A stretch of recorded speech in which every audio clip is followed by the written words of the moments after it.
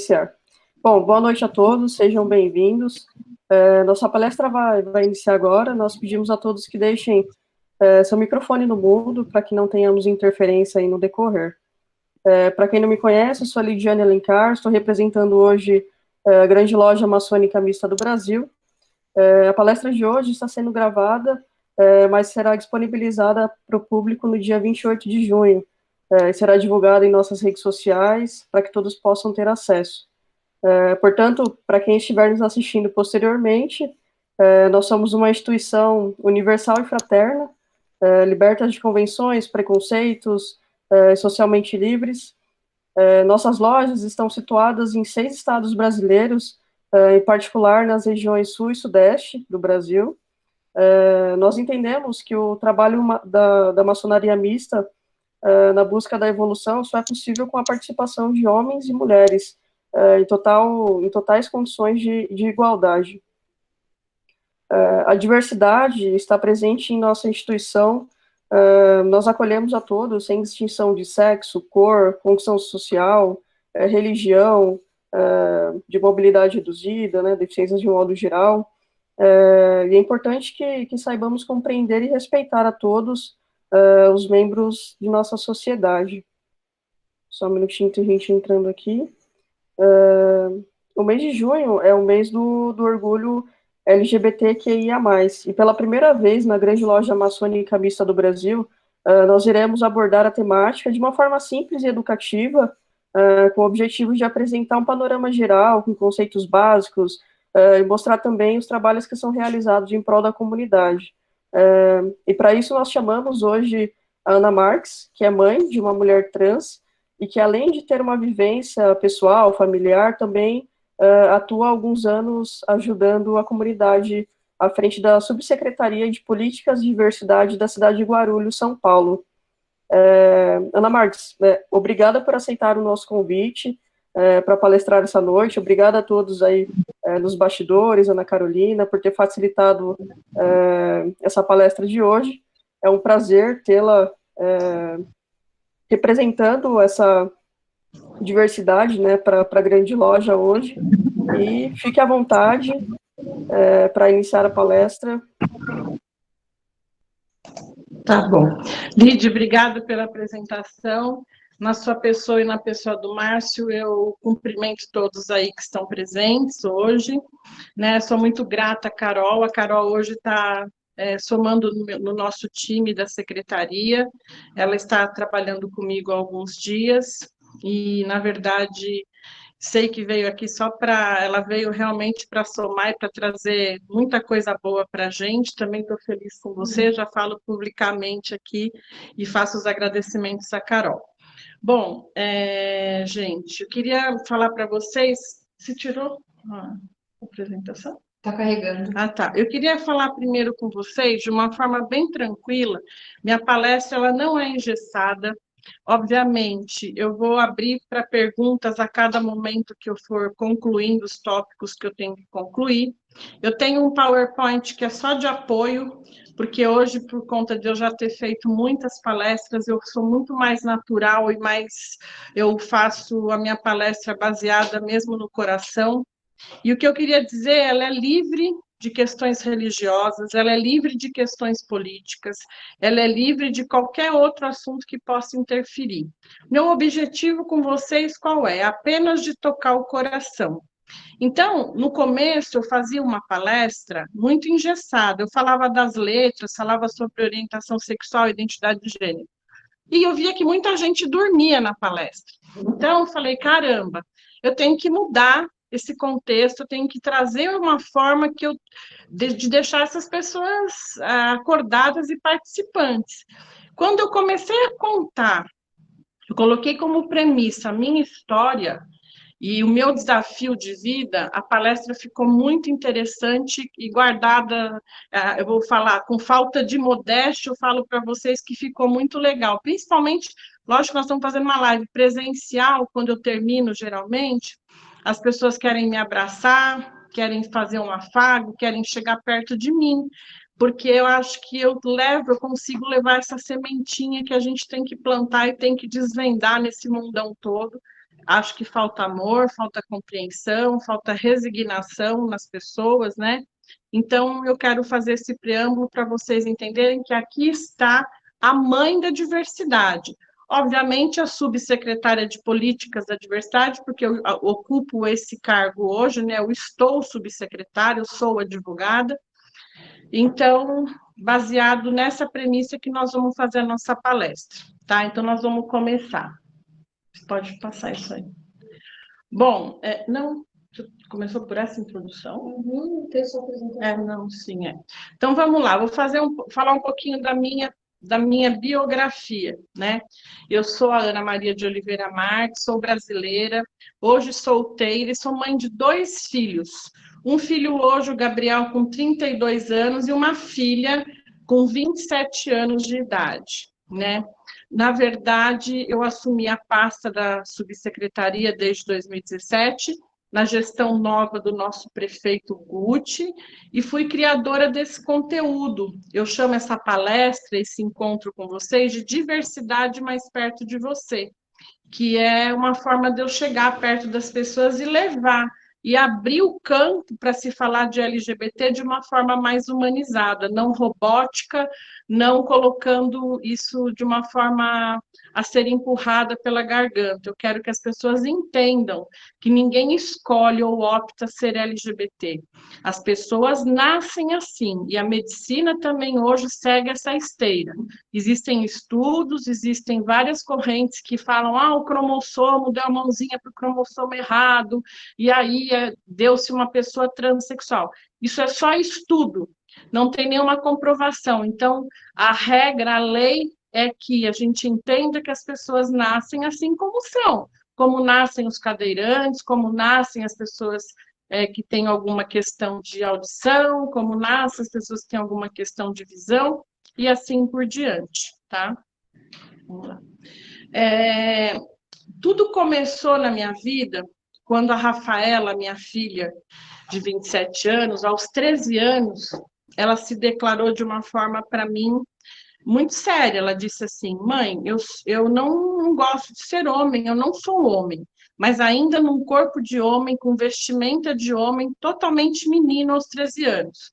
Cabelo enrolado, usava jeans, tênis, forçado, porque ele já dava uma margem para mim de que existia alguma coisa diferente, desde os 8 anos de idade.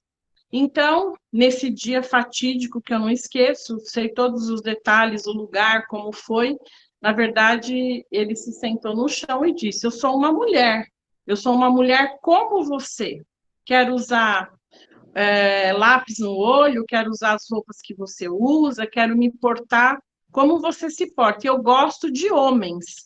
Então, nós estamos falando de mais de uma década, né, gente? A evolução de 10 anos para cá, nessa temática, não houve muito na questão de compreensão das pessoas, mas na questão de notificação, o que eu quero dizer? As pessoas hoje sabem muito mais, porque nós temos novelas que tratam do assunto, nós temos questões mais próximas, um amigo sabe que tem um amigo trans ou que tem um amigo gay, hoje é muito mais notificado o assunto, e se fala com um pouquinho mais de liberdade sobre essas questões. Bom, partindo disso, foi muito difícil para mim, como pessoa, como mãe, como assim você é uma mulher num corpo de homem? Como assim você quer se vestir como eu?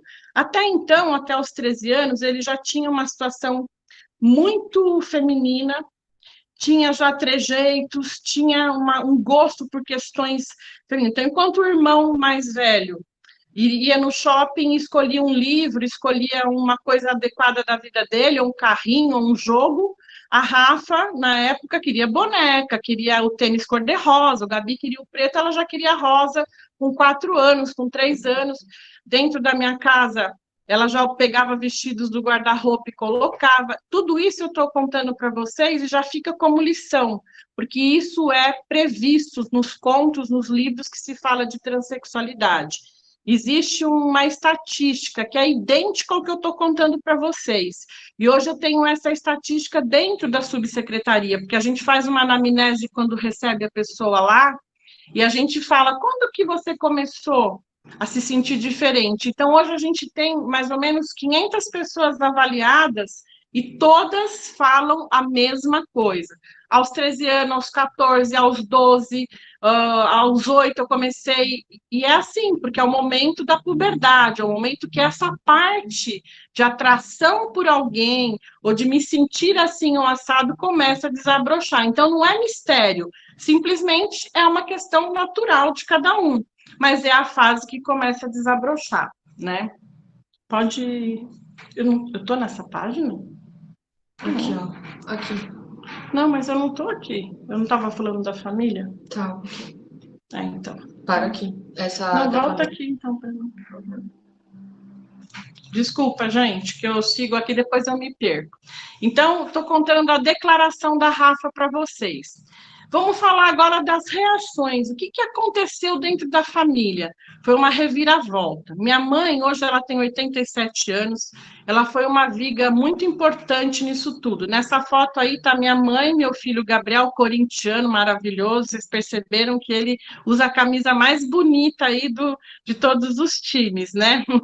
Mas o Gabriel hoje com 32, o Gabriel deu um suporte muito legal, mas ele também era pequeno. E a minha mãe foi sensacional, porque a minha mãe, ela teve uma cabeça, mesmo já idosa, maravilhosa. Eu já estava divorciada, então eu precisava de um apoio familiar. Só que minha mãe pagou um preço altíssimo, como nós pagamos também. Quando ela resolve nos acolher na casa dela de volta, que eu estava divorciada, a Rafa já com 13, 14 anos, nessa metamorfose, os familiares mais próximos dela, os meus tios, todos não frequentavam mais a nossa casa, porque entrou realmente a questão da transformação da Rafa. E o que é isso? Se eu nasci num corpo de homem e eu me sinto como uma mulher, eu vou querer me adequar a esse corpo que eu me sinto. Então, já que nós compramos essa briga, tanto eu quanto o pai foi um pouco mais devagar, foi mais difícil, mas também aceitou a situação, ela começou a se transformar, colocou mega hair, deixou a unha crescer, colocava brinco, queria se vestir de mulher. Gente, o depoimento que eu estou dando, ele vem mais do coração, é um sofrimento gigantesco para a pessoa que está se construindo, né? Que, na verdade, ela está se autoafirmando diariamente que gostaria de ser daquele jeito, então, através da vestimenta, dos atos, da maneira, ela vai provando isso para ela mesma e para a sociedade. Para os pais, para os parentes, é como se a nossa vida também anulasse. Os pais que realmente compram a briga. A maioria não compra. O que as pessoas fazem? E é o público que eu atendo. Essas pessoas são expulsas de casa quando elas fazem essa declaração. Então, a maioria chega nesse momento que a Rafa chegou e conta: pai, mãe, eu acho que eu nasci no corpo de homem, mas me sinto mulher, eu nasci no corpo de mulher, me sinto homem. O pai fala: eu prefiro você bandido, prefiro você ladrão, roubando e tchau. Você quer viver isso? Vai viver na rua. Então, por que nós temos a prostituição transexual tão grande, ou de travestis? Porque elas não têm outra saída. A Ana, ela pode vender Natura, pode vender Avon, pode, se a Natura e a Avon recebê-las, né? Eu pergunto aqui para todos rápido, quem que contrataria uma pessoa trans para ser faxineira em casa ou diarista? Todo mundo silencia. Por quê? Porque ainda não é uma cultura nossa. Nós estamos caminhando para isso, mas a gente está aquém demais dessa possibilidade. Porque assim, gente, é padrão as pessoas chegarem para mim e bater nas costas. Não, fica tranquila, esse assunto, imagina, minha casa vive cheia de gay, minha casa tem um monte de amigo trans. Mentira, mentira, com M maiúsculo. Não é assim que funciona. As pessoas são acanhadas ainda, as pessoas têm vergonha sim, e os próprios pais, que, quando aceitam, passam por um momento chamado momento de luto, que as pessoas militantes, que são aí ativistas, chamam. Nós temos um grupo chamado Mãe da Diversidade, que a gente trabalha muito isso quando uma pessoa entra. Por quê? A mãe mesmo que aceita, no fundo, existe uma rejeição. Isso aconteceu comigo.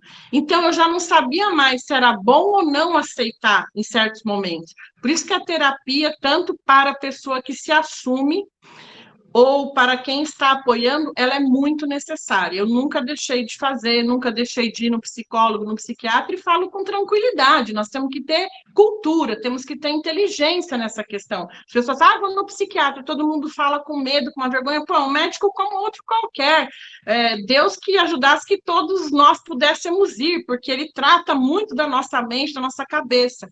E isso é que me deu respaldo, né? Então, às vezes eu vou numa palestra, vou fazer alguma coisa, todo mundo fala, mas você tem uma leveza para falar do assunto. Eu sei quantas tintas tem aqui embaixo desse cabelo que está branco pra caramba já. Mas eu tive opção, como a gente tem na vida. Ou a gente é âncora, ou a gente é balão. E eu optei a ser balão na minha vida e na vida da minha filha. Porque é muito fácil a gente se ancorar e a gente estragar a nossa vida como a da nossa filha ou do nosso filho que se assume como uma pessoa LGBT. E quando ela se declarou, eu entrei para participar de uma ONG que chamava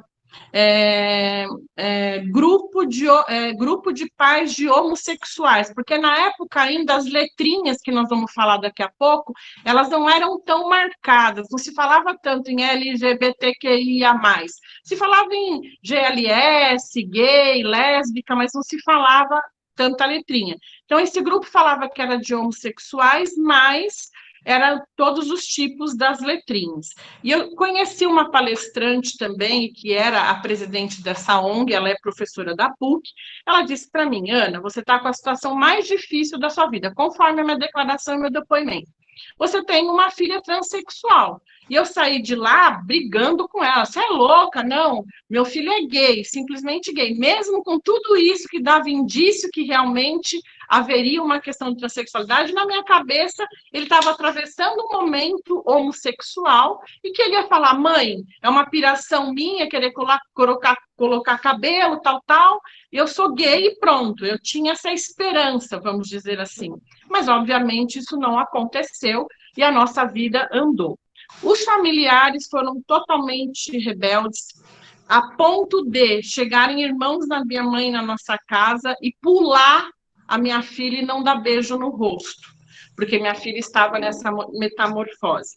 Quando a pessoa... Eu vou fazendo um montão de link, gente, para a gente aproveitar, tá? Então, eu vou dando o meu exemplo e vou fazendo o link. A pessoa transexual, ela precisa se adequar. E o que ela precisa mudar nela? A parte hormonal. Se eu sou homem, eu tenho muito testosterona. Se eu me sinto mulher, eu tenho que anular meu testosterona, consumir progesterona para eu ficar mais feminina. E é um boom. Nesse momento dessa metamorfose, é muito complicado, porque a pessoa não está tão feminina no caso da minha filha que eu estou dizendo. Nasceu menino e se identificou como mulher. Então, é complicado. Tem o ombro grande, tem o nariz grande, o cabelo que está crescendo, as mãos que estão ficando mais femininas, e nós seguimos todos os protocolos que depois eu vou explicar para vocês. Então, eu tinha uma impressão, quando alguém da família chegava, que eu sentia que eu estava do lado de uma aberração, porque era assim que as pessoas olhavam e faziam. E esse meu tio chegou a pular a minha filha e não deu beijo. Isso foi triste. Nas escolas, a Rafa chegou no 9º ano de uma escola que ela já vinha desde pequena, do pré. No 9º ano, ela estava com essa ebulição enorme, aí colocou o cabelo, colocou unha, não sei o quê. Quando começou nessa fase, a diretora nos chamou. Não tem condição, ela tem que tirar, porque as famílias, os pais... Enfim, terminou o 9º ano a fórceps nessa escola, começamos a saga do colegial. Eu sou muito conhecida aqui em Guarulhos, minha mãe é pedagoga, eu sou advogada aqui, esqueci até de falar do meu currículo, sou professora e advogada, eu já me empolgo tanto, gente, com o assunto que eu já entro de sola falando, que para mim é apaixonante hoje. Então, eu fui nas escolas das minhas amigas, escolas particulares, escolas das pessoas que a gente conhecia, pediu acolhimento. Olha, minha filha tem essa questão, levava, todo mundo respondia assim, nós vamos falar com o pedagogo, nós vamos falar, a gente liga para você para ver se vai dar certo. Nós estamos esperando até hoje as pessoas ligarem, ninguém ligou. Eu mudei para São Paulo, meu filho mais velho já morava lá, pensei, poxa, quem sabe lá em São Paulo as coisas são melhores, não tem esse estigma aqui de Guarulhos, de saber que a Rafa é filha da Ana, filha do Marcelo, que é trans. Fomos para São Paulo. Eu fui mais ou menos umas 7 escolas, ouvi as mesmas coisas. Aí eu achei uma escola inclusiva. E eu li na escola, falei, poxa, parece que vai dar certo. Conversei com a diretora, falei, ó, tem uma questão de transexualidade, é uma questão nova, as pessoas ainda não entendem bem, mas a minha filha é isso, é aquilo, está sendo acompanhada pelo HC. No HC, gente, a gente tem um centro chamado ProSex. Esse centro é o centro que é o melhor do mundo, ele tem um selo de reconhecimento. Então, a gente tem lá setor até de transexualidade que trata de criança hoje, com a maior normalidade. Eu tenho um caso na pasta de uma criança de 4 anos. Nasceu menino e se identifica como mulher. É uma temática que é para se discutir, é precoce ou não é precoce, mas hoje é tão claro, quando a pessoa nasce no corpo errado, é tão absurdamente claro para a gente que está no métier, que ela é observada por esse centro, né? Que às vezes pode haver uma confusão de identidade, não uma transexualidade. Mas hoje as crianças também têm esse centro que ampara. E nós somos nesse centro que nós somos amparados, e foi isso que deu todo o suporte para que a gente pudesse encarar toda essa situação. Carol, só um minutinho. Eu queria só falar uma coisa das rejeições.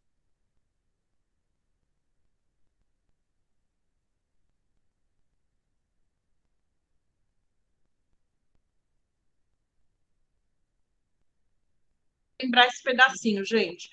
Nessa escola de inclusão aconteceu o absurdo maior que uma pessoa pode viver. E vale falar aqui para vocês que a questão de educação é muito séria para as pessoas LGBT. A maioria para os estudos porque elas sofrem por conta dos trejeitos. Isso até hoje. Se você tem um menino gay que é mais feminino, o pai vai ser chamado. Ou alguém vai inventar uma história contra ele, porque a molecada nessa idade é cruel, nós somos cruéis, né? Então a gente ri, tira sarro, é a pior idade do primeiro colegial. Então, nessa escola de inclusão, foi tudo feito, conversado com a diretora, não, traz sua filha. Primeira pergunta da Rafa, posso vir vestida de mulher? Que era a loucura dela. A diretora deixou, não, pode vir, tal, tal. Começamos a levar a Rafa na escola, em Moema. A Rafa frequentou 30 dias, não tinha lição de casa no primeiro colegial. Aí eu fui lá e perguntei, falei, ué, Rafa, não tem lição de casa no primeiro colegial? O que você está aprendendo? Ah, mãe, não estou aprendendo nada. Eu que ensino. Ué, como é que você ensina? Ah, eu dou aula para os meus amigos da classe. Eles não sabem nem contar. Olha o absurdo. Aí, como não sabem contar? E fui tirando isso dela. Aí fomos conversar com a diretora, minha mãe pedagoga, eu sou professora também, fomos lá na diretoria, falamos, a Rafa nos contou que ela está estudando com criança, com pessoas que não sabem nem contar no primeiro colegial, e ela falava inglês já era uma menina muito prodígio, assim, aí ela, não, sabe o que foi, a diretora? Nós colocamos ela na classe de pessoas que têm déficit de aprendizado, só para ela, tipo, ir se adequando e as pessoas não se chocar tanto, os pais, sabe? Mas a gente já ia passar ela para o colegial normal. Então, foi uma questão só de ter. Bom, gente, resumo da ópera, a gente não deixou nem terminar o assunto, foi uma sacanagem muito grande, né? Uma traição, isso não se faz. E porque minha filha não tem questão de déficit de aprendizado, né? Ela não tem questão nenhuma, né? Hoje eu estou já num patamar de entendimento disso, ela tem uma questão de ser da diversidade, ser uma pessoa diferente, mas hoje vocês vão saber que ela é trans porque eu estou falando, mas quem não conhece, encontra ela na rua, é uma mulher como eu, né? Então, passa batido, mas na época existia a metamorfose, então a diretora ficou com medo de perder alunos por conta do visual da minha filha. Esse é o resumo da obra. Nós tiramos da escola, ela não conseguiu se adequar a escola nenhuma. Infelizmente, ela terminou o colegial num supletivo horroroso, porcaria, à distância, porque foi a solução que eu e o pai achamos na época, porque ela entrava, sofria, virava o centro das atenções no recreio. Isso é muito cruel, então a gente acabou tirando. Isso foi uma questão de rejeição. Obviamente, eu, minha mãe, meus 2 filhos, a gente teve um distanciamento gigante da família, da sociedade. Sempre fui uma pessoa conhecida aqui. Tinha desfile de moda? Eu ia. Me chamavam para isso, me chamavam. Quando a gente assumiu a questão da Rafa, as coisas mudaram muito para a gente, tá? E foi muito difícil. O período de transição é muito sofrido para as questões de transexualidade. tanto do menino para a menina, quanto da menina para o menino. Então, a questão de transição, ela está de acordo com a disforia de gênero que essa pessoa transexual tem. O que é uma disforia? Ela é uma ebulição, falando de uma forma bem didática, que essa pessoa tem dentro dela. Ela nasce com essa incongruência de gênero. Então, eu nasci a Ana, menina, eu me olho no espelho, eu me enxergo como o Márcio. Um cara que usa camisa, que usa o cabelo curtinho, que usa um relógio de homem. Eu me enxergo assim, só que eu não sou assim. Mas eu preciso ser assim. Essa, vamos dizer, é a neura. Esse é o problema base que as pessoas trans sofrem. Nós temos ainda um número gigante de suicídio por conta dessa falta de entendimento e de acolhimento, porque as pessoas vão se desgastando tanto e não conseguem se adequar e resolvem tirar a vida. É muito grande. Nós temos um número enorme de mortalidade, que nós vamos falar depois, porque a sociedade não aceita essas pessoas. Essas pessoas que não têm apoio, como a Rafa teve, elas vão para a rua. Elas não têm lá um HC, um ambulatório, um endocrinologista, um cirurgião que toma conta delas. Elas vão para os nichos da prostituição. Chegam lá, elas encontram as bombadeiras, que são um nome muito comum nesse meio. São as mulheres que aplicam o hormônio injetável e silicone industrial, que é uma porcaria, é tudo feito errado. O normal é uma pessoa tomar um comprimido de progesterona por dia. Essas pessoas tomam 6 cartelas, porque elas acham que tomando um monte elas vão ficar a Barbie no outro dia, e não é assim, porque elas não têm orientação e preparo. A minha filha tomou escondido, até com que se revelasse tudo, ela tomava anticoncepcional escondido, porque elas aprendem isso na internet e vão fazendo desenfreadamente. Então, essa questão da transição é cruel para quem está passando e cruel para quem está apoiando. A gente sofreu bastante, porque é um momento que, por exemplo, para uma mulher igual a gente, se nasce um pelinho no queixo, nós já ficamos incomodadas, para vocês terem noção da intensidade. Nós vamos lá com a pinça e tiramos. Para uma pessoa transexual, esse pelinho é como se fosse uma barba enorme, ela já se condena, ela já acha que está aparecendo a masculinidade, ela precisa urgentemente fazer um laser, é tudo potencializado. E eles trazem com eles uma bipolaridade muito séria, que a família tem que segurar muito, porque existe muito extremismo. Então, existe muita questão. A gente diz, nós vamos falar desse bonequinho mais para frente, a identidade de gênero, ela está aqui dentro, né? É mais uma questão aqui dentro, que nasce com a pessoa, está aqui na nossa cabeça. Então, é uma coisa muito difícil de ser trabalhada, a transição sofre muito. No caso da Rafa, para a gente amarrar, a Rafa fez uma primeira cirurgia de silicone, colocou um silicone pequeno nas mamas, a gente encontrou um cirurgião muito consciente. Depois ela fez o nariz, porque o nariz era bem masculinizado. Depois ela trocou por uma prótese maior, porque a pele do homem é uma pele dura, ela é resistente ao silicone, então faz uma cavidade, aos poucos vai construindo essa história, e a Rafa fez a redesignação sexual, que é uma curiosidade, e vocês depois vão poder fazer a pergunta que vocês quiserem. Hoje eu sou uma mãe, graças a Deus, resolvida, de cabeça aberta, eu fui brindada por Deus da melhor forma, eu pedia várias vezes que ele abrisse meu caminho, que eu pudesse ajudar as pessoas, eu queria escrever um livro. E quando o Guti, que é o prefeito, me fez o convite para fazer o que eu faço hoje, isso eu vejo como uma dádiva. Eu faço a palestra com o maior prazer, com a maior alegria, porque eu levo as pessoas essa vivência. Ninguém está livre de ter uma pessoa trans na vida. Ninguém está livre de ter um neto, um filho, um primo, um vizinho. E essas pessoas todas, às vezes, vão precisar da nossa atenção. Ainda é assim. Então, a Rafa chegou na cirurgia mais complicada. Desde os 16 anos ela queria essa transição ir fora do país. Tem mãe que eu quero ir fora do país e a gente segurou, a terapia segurou. Como que funciona isso na vida real das pessoas, para vocês entenderem? Não é assim, tem um pipi, quero fazer a cirurgia, tirar, vou lá, beleza. Vou lá no HC, marco minha cirurgia. Não, não funciona assim. Nós precisamos que a pessoa que está nesse processo tenha, no mínimo, 2 anos de terapia. Eu acho pouco pra caramba, apesar de eu ser militante, ser ativista, eu condeno né? Então, eles podem ficar bravos comigo, mas eu condeno, porque a Rafa fez 10 anos de terapia.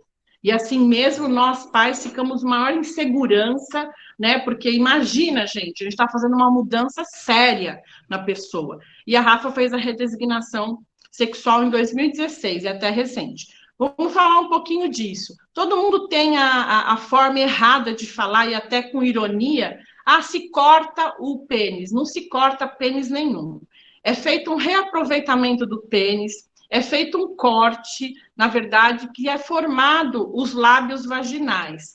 É extraído os 2 testículos e a parte interna, hoje, a medicina ela avançou tanto que ela tem uma arquitetura idêntica a como uma mulher que nasce mulher. Então, a gente chama de neovagina, é feita uma neovagina. A questão do xixi, vamos dizer assim, didaticamente falando, funciona como a mulher, ela só não vai poder gerar, porque ela não tem útero, é a única diferença. Ana, ela tem prazer? Tem isso, tem aquilo? A gente ouve várias perguntas. Tem, o prazer que a mulher tem orgasmo, tem clitóris, tem tudo. É feito absurdamente bem feito.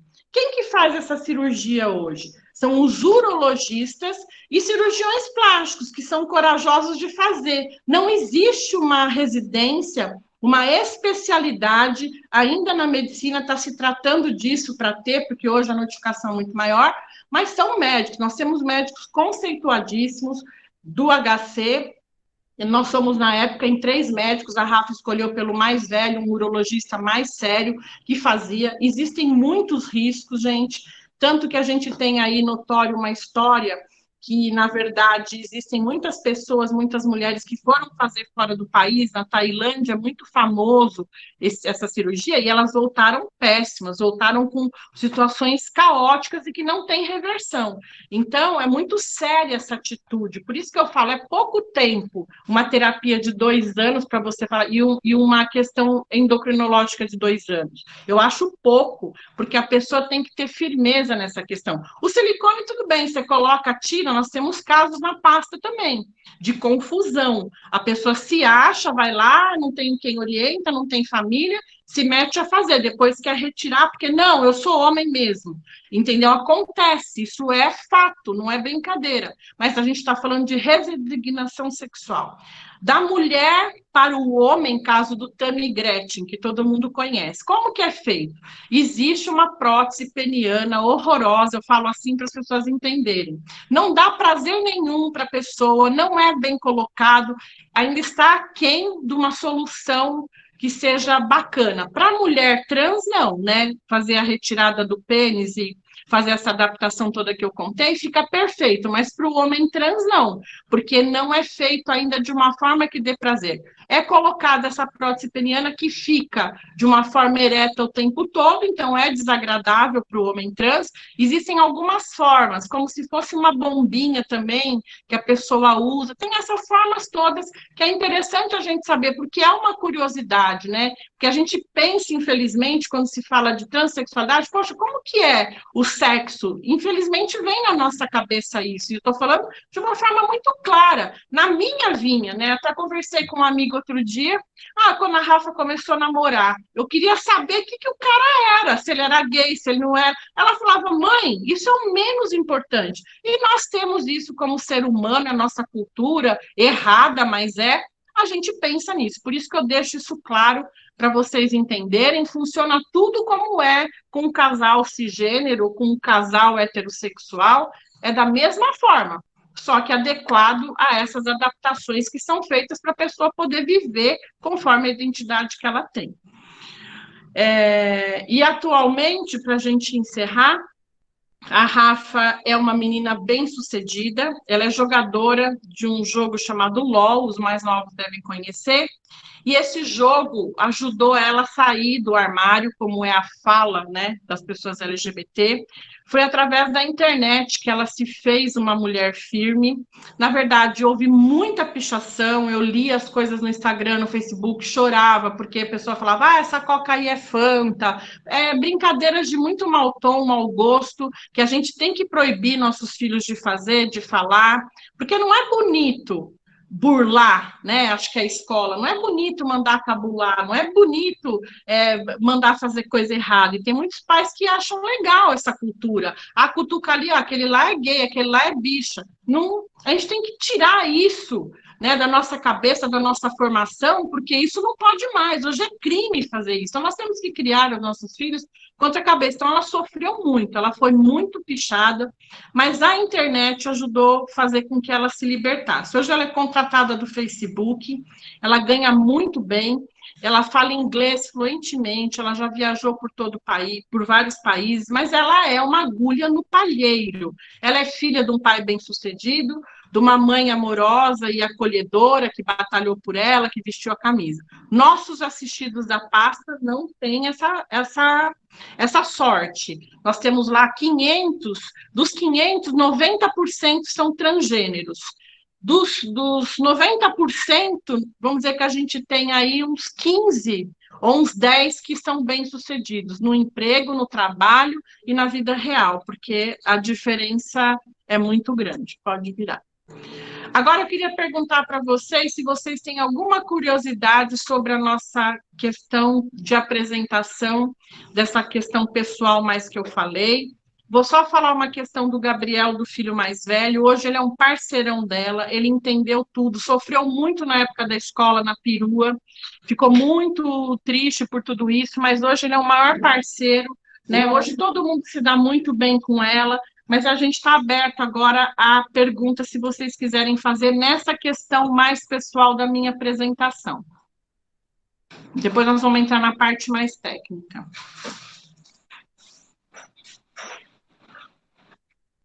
Não? Veja aí, Carol, não sei. Acho que o pessoal tá um pouco tímido hoje. Mas Oi, acho boa noite. Eu sou ele vai a falar. Shirley, da Yoshua Bempandira. E, assim, em primeiro lugar, assim, te agradecer imensamente, porque o que eu aprendi aqui hoje é de uma grandiosidade, sabe? De clareza, entendimento, assim, direto e objetivo.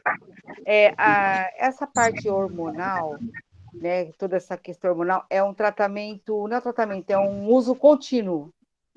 Fica um uso contínuo. Ou chega uma determinada idade ou tempo de tratamento, tem-se uma dose estável e para. Como fica essa questão de hormônio? Com o tempo ela vai aumentando, ela diminui? Como que baliza isso? Então, obrigada pela sua pergunta, viu, Shirley?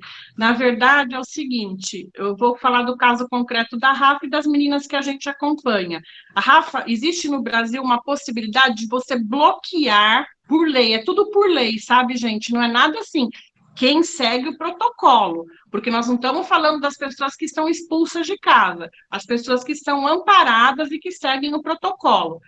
Eu vou falar da subsecretaria. Hoje eu implantei um ambulatório que tem todos os protocolos em Guarulhos.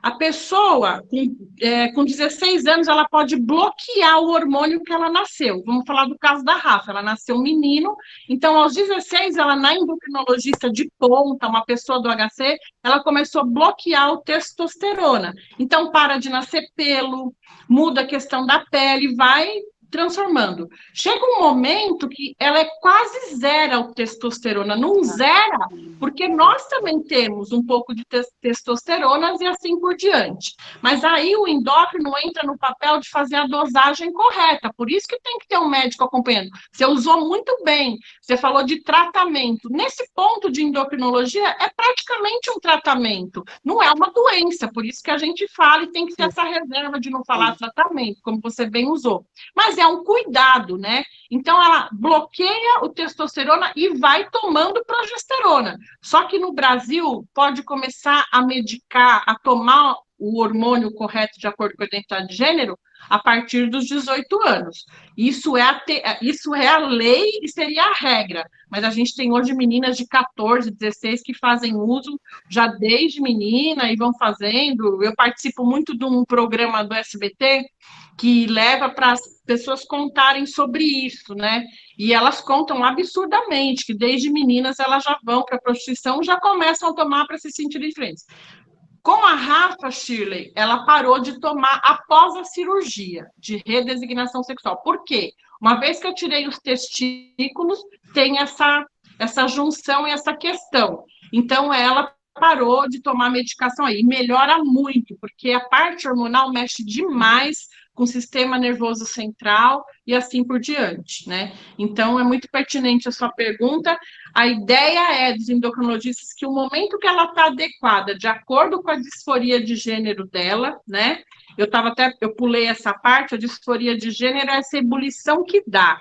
Pode ter pequena, média e grande. A pequena, a pessoa vai só se adequar a uma questão do gênero e beleza. A média, ela já vai se adequar e querer uma transformação a mais, e a máxima, ela vai querer fazer a redesignação sexual. Por isso que nós temos transexuais que não têm cirurgia. E você conversa hoje com uma trans de 50 anos, ela fala, não vou fazer.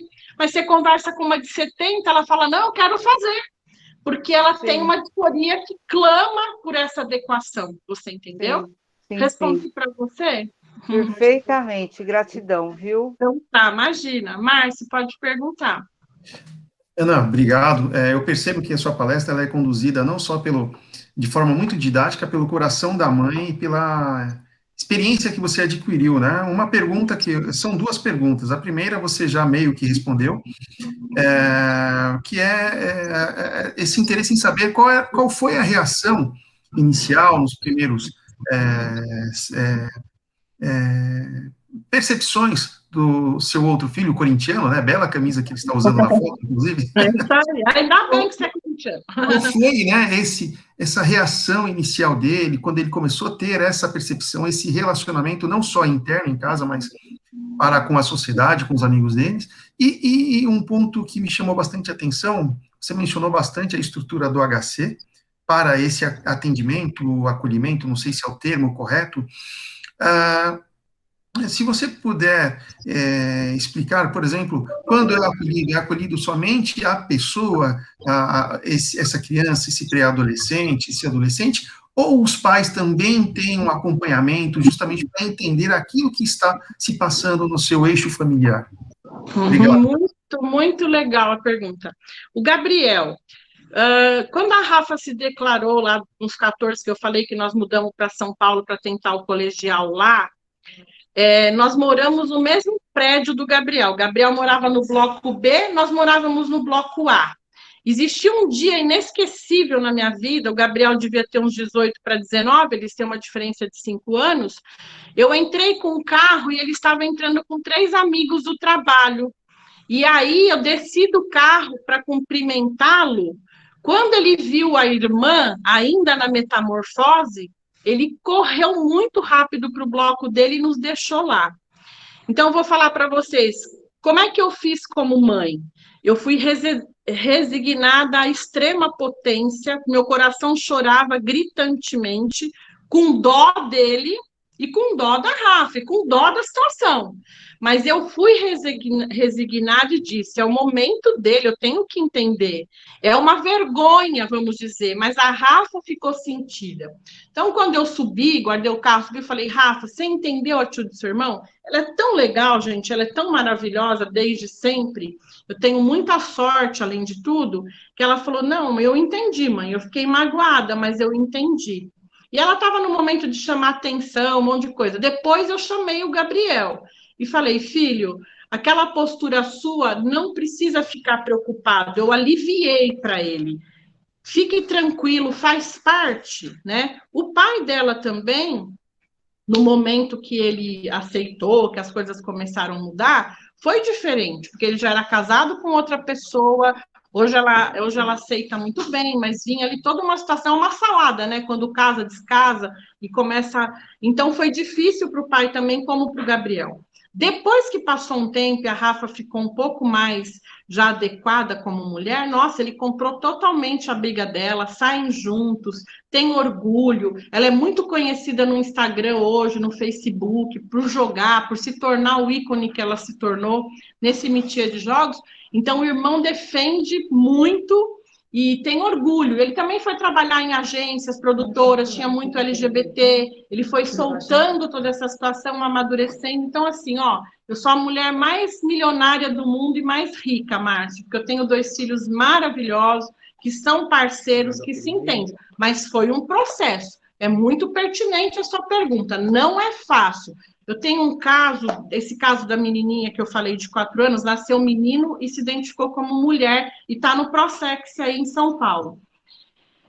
Tem 2 irmãos mais velhos, no caso. Um irmão é apaixonado pela irmãzinha que já se veste de menina, que a família entendeu por já deixar a coisa fluir. O outro abomina a atitude dos pais. E é muito comum na família os pais aceitarem a pessoa LGBT e um dos irmãos ou um irmão não aceitar. E aí o pai tem que ter esse jogo de cintura. Então, eu acho que eu fui feliz, fui iluminada de dar o tempo ao Gabriel. Né? Então, hoje ele encontra com os meninos, os amigos, as amigas amam a Rafa. A Rafa é um ícone. Então, ele exibe a irmã, vamos dizer, com muito orgulho, né? Mas houve um processo. Agora, vamos falar do Prosex. O Prosex, ele já apareceu até no Fantástico, falando sobre esse acolhimento. É um acolhimento mesmo, Márcio, que é chamado, e a entrada é pelo SUS, tá?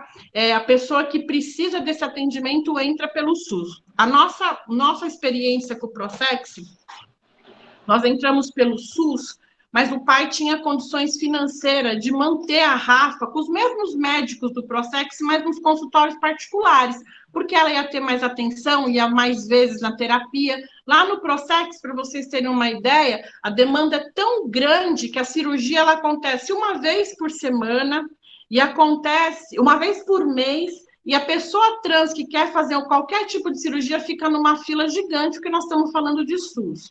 O acolhimento é para pessoa LGBT, para menor de idade, aos 16 anos, que hoje é considerado juridicamente relativamente capaz, né, o 16 anos, então ele já pode entrar no processo, mas menor de idade não existe assim uma aceitação para o fluxo, né?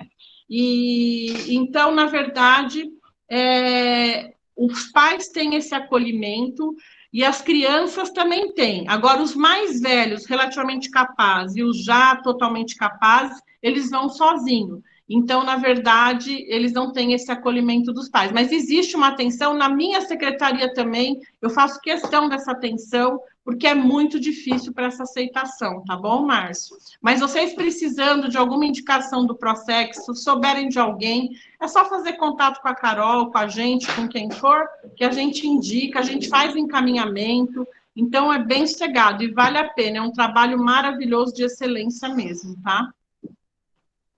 Vamos lá, vou falar da subsecretaria. A subsecretaria de Políticas da Diversidade é o trabalho que foi criado por mim, por um time que eu investi bastante no sentido de escolher a dedo as pessoas que estariam na frente. Na verdade, faz parte do guarda-chuva dos direitos humanos, dentro da pasta dos direitos humanos da Prefeitura de Guarulhos. Nós temos 6 subsecretarias, temos igualdade racial, acessibilidade, mulher, juventude, idoso e a nossa. A nossa subsecretaria de Política da Diversidade é uma pasta nova. Ela foi implantada e criada em 2017. E como foi o convite? O prefeito me chamou junto com a Rafa lá no gabinete dele e disse, olha, eu tenho esse olhar, existe essa questão, o que vocês acham? Rafa, me conta aí o que você sofreu. A Rafa desceu a lenha, falou da educação, falou da saúde, falou de tudo, e ele falou, você acha que seria legal, pertinente? Ela falou, demorou. Eu espero que realmente tenha, nós precisamos, enfim. O convite foi assim, ele entende que eu sei lidar com o assunto de uma forma elegante, vamos dizer assim, que eu não faço, pego a bandeira, eu vou gritar, e não é que isso seja ilícito, a parada gay ela é importante, a parada LGBT ela é extremamente importante, as manifestações são extremamente importantes, mas a gente tem que saber conquistar a sociedade para a gente poder chegar onde nós queremos, na igualdade. Se nós ficarmos nos degladiando, brigando, impondo, a gente não vai conseguir. Então, foi criada através desse fluxo humano. Como que eu percebi? O que eu preciso implantar? Eu tinha um exemplo dentro de casa de sofrimento e de coisas que deixaram de ter. Então, eu implantei pensando em tudo isso. A gente pensa na volta à escola, a educação para a gente é algo muito sagrado. Nós pensamos na empregabilidade absurdamente, nós já empregamos quase 18 pessoas. A gente pensa na parte social de lazer, nós pensamos nos cursos preparatórios, nós buscamos vaga para essa pessoa voltar a estudar. e a gente pensa muito na saúde também. Pensando na saúde, aproveitando a pergunta da Shirley e do próprio Márcio, nós criamos aqui em Guarulhos um ambulatório chamado AMI Protrans. Existe dentro de um setor da saúde que já funcionava, nós pegamos uma beira e criamos esse ambulatório lá. E esse ambulatório atende a questão endocrinológica, psicológica, psiquiátrica e urológica hoje. Não fazemos cirurgia aqui, estamos muito longe disso, não temos leito, não temos espaço para fazer. Isso é uma coisa que vai caminhar protocolos e protocolos para a gente alcançar. Mas nós estamos indo para o 4º ano de ambulatório, isso é uma vitória muito grande. As nossas pessoas transexuais e travestis, elas não tomam o hormônio mais na rua, não injetam silicone industrial só se elas quiserem, porque hoje nós temos esse serviço. Então, nós temos uma demanda muito grande. Nós fazemos a retificação de nome. Isso é muito importante para a pessoa, interessante também para vocês saberem. Quem tem comércio, quem tem loja, quem tem alguma coisa pública que essas pessoas estão aí, chegam para ser...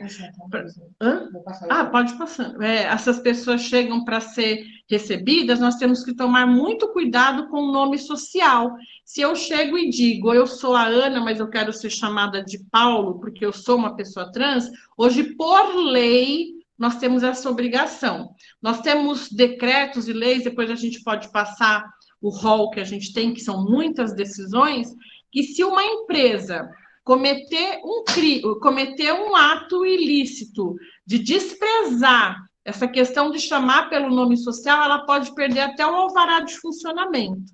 Nós temos várias coisas que completam essa questão. Então, não é brincadeira, né? Não é gozação. Nós temos que treinar as nossas recepcionistas, os nossos recepcionistas, para saber receber bem. Da mesma forma, nós que orientamos essas pessoas, nós também não concordamos de que ela chame a atenção por conta da diversidade dela. Então, tem que ter aí um jogo de cintura. A pessoa que tem a diversidade não pode chegar lá, ser grossa e falar, me chama disso ou daquilo porque eu sou trans. Então, nós que orientamos e podemos, a gente pede a educação, a finesse, na verdade, que ela também saiba abordar esse recepcionista, mas o recepcionista ou a recepcionista tem que estar pronto. Então, é muito sagrado quem é empresário, quem é dono de empresa, que possa orientar as pessoas. E como aceitar uma pessoa dessa trabalhando comigo? A gente leva essa palestra nas empresas de uma forma muito maior. Estão me pressionando aqui para eu correr, eu estou correndo um pouco, mas a palestra nas empresas a gente faz por 2 horas, porque tem muito tema para falar, a gente apresenta as leis, a gente faz tudo e prepara. É muito difícil uma pessoa receber uma pessoa para sentar do lado trans e não ter preparo, ou receber um gay que tenha seu jeito feminino. Vai ser risada, vai ser gozação, mesmo que essa pessoa seja adulta e não seja adolescente. Então, a gente faz esse preparo para que as pessoas sejam bem recebidas. E é importante o empresário, o empreendedor, ter essa visão de inclusão. Nós podemos ter coisas mais sérias, podemos ter um gay, negro, cadeirante e com questões auditivas. Vocês acham que isso não é possível? Isso é possível. Então, se a gente tem um preparo para receber um cadeirante, nós também temos que ter um preparo para receber as pessoas LGBTs que merecem o nosso respeito. Tem pessoa LGBT que não demonstra nada. Ela não tem, você não vai saber nunca que ela é LGBT, mas tem outras que demonstram muito, né? Então, nós temos gays que são mais femininos, temos lésbicas que são mais masculinas, e como lidar com isso, né? Então, a gente tem que trazer isso de uma forma sutil e entender que todos somos iguais, né? Nós temos questões de uso do banheiro, por exemplo, numa empresa. Como funciona isso? Isso nas palestras que eu faço para a empresa, isso é uma questão extremamente séria. Como é que faz para usar o banheiro num restaurante, né? Se ainda a pessoa não está muito mulher ou não está muito homem. A gente tem que começar a entender, gente, que a gente tem que agir com naturalidade, né? Então, o cadeirante chega ali, num restaurante, todo mundo olha. E aí, se chega uma trans ou um trans que também não está muito adequado, todo mundo olha. Ah, o pé é grande, ai, tem gogó. Gente, eu sou meio que especialista no negócio. E eu já sofri, já briguei, já Tudo. Hoje eu ajo com naturalidade. Nós temos que agir e ensinar as pessoas a agirem com naturalidade. Não precisa ficar olhando, porque nós também podemos estar com alguma coisa, né? A gente não é o suprassumo. O que eu não quero para mim, eu não posso querer para o outro. Eu acho que parte do princípio. Então, se a pessoa entrou no banheiro, o Márcio está lá no banheiro masculino, entrou um homem trans, que é uma mulher que não se identificou como mulher, se identificou como homem. Ela não está muito masculinizada? Ué, você vai fazer xixi e cocô no banheiro, ou você vai ficar batendo papo olhando que a pessoa está lá? A gente tem que ser objetivo, né? Eu vou no banheiro fazer as minhas necessidades, não olhar se a pessoa é trans, se é hétero, se é cisgênero, não me interessa. Então, numa empresa, num restaurante, num momento desse, a gente não precisa pôr placa, aceitamos todos, não precisa ressaltar, não precisa segregar. Nós temos que entender que tem que ser natural a coisa. E a gente não pode engolir, enfiar na goela dos nossos funcionários, assim, mas a gente pode orientar que todos somos iguais e no banheiro nós vamos fazer um negócio só. Não vou lá ficar olhando a identidade de gênero e nem a orientação sexual de ninguém no banheiro. Né? Esse é o objetivo, tá? A Sueli tem uma pergunta.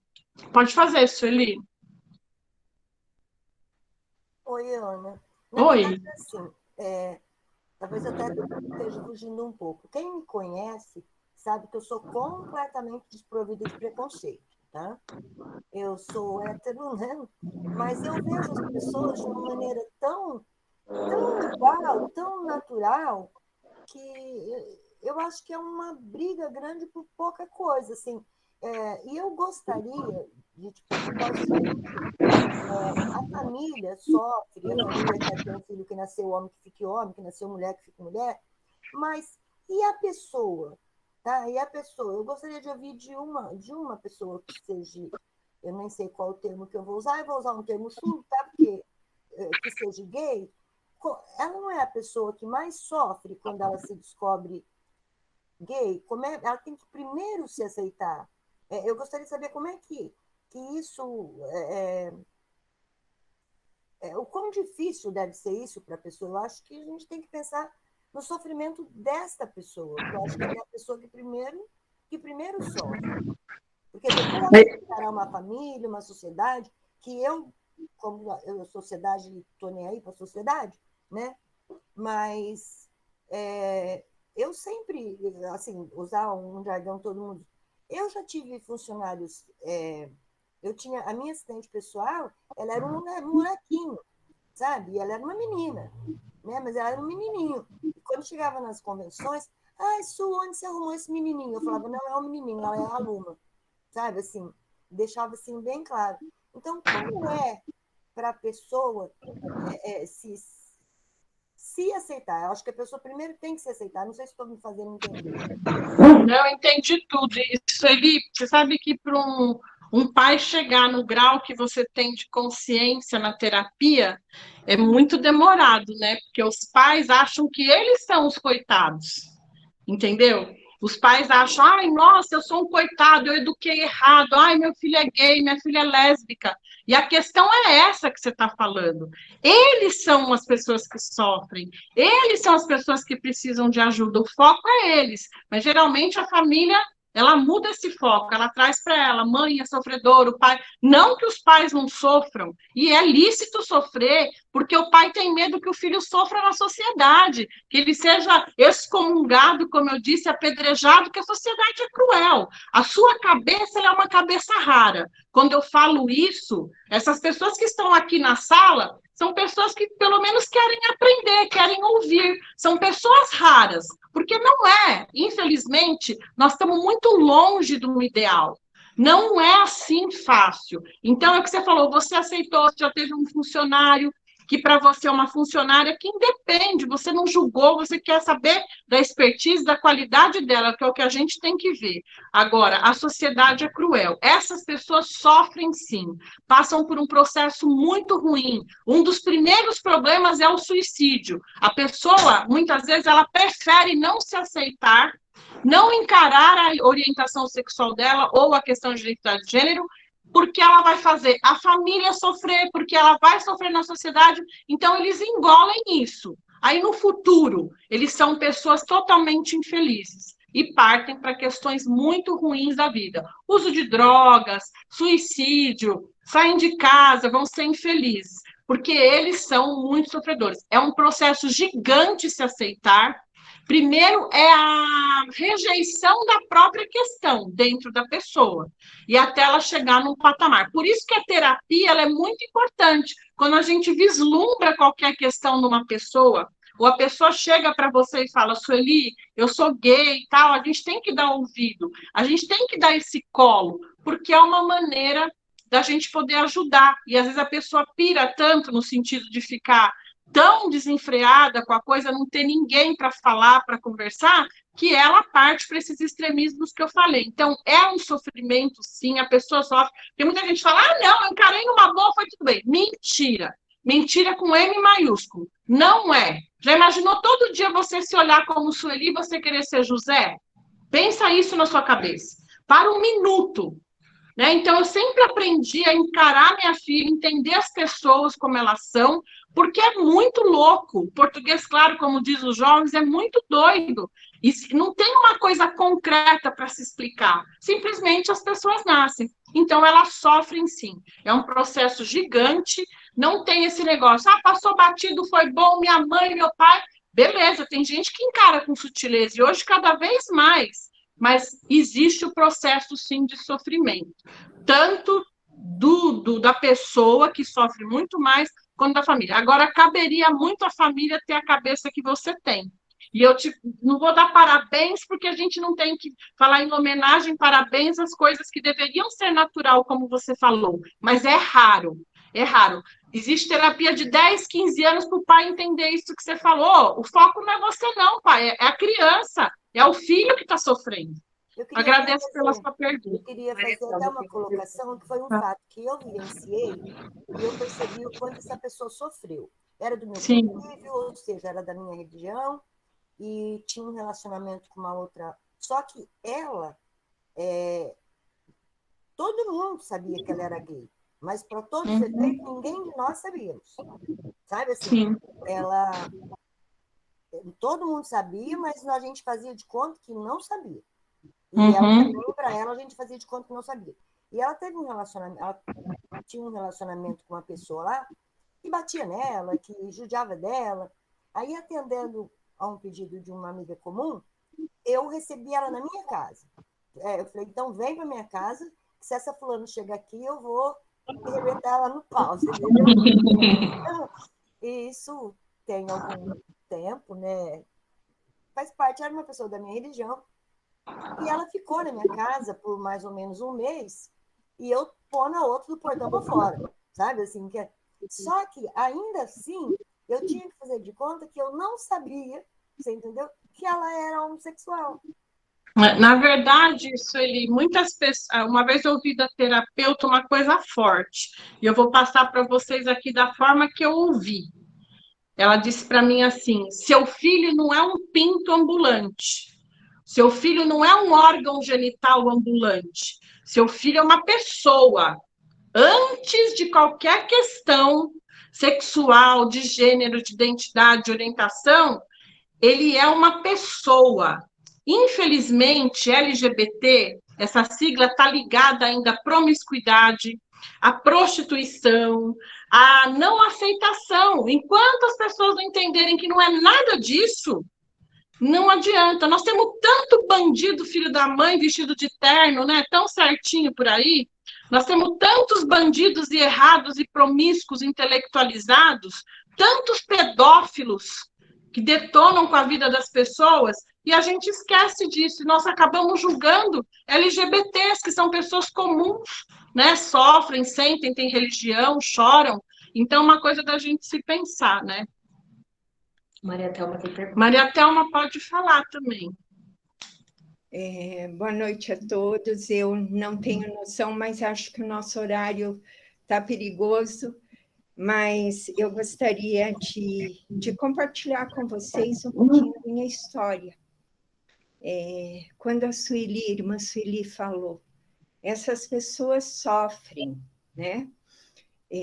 Meu filho caçula tinha mais ou menos de 13 anos, a idade que você falou, Ana, né?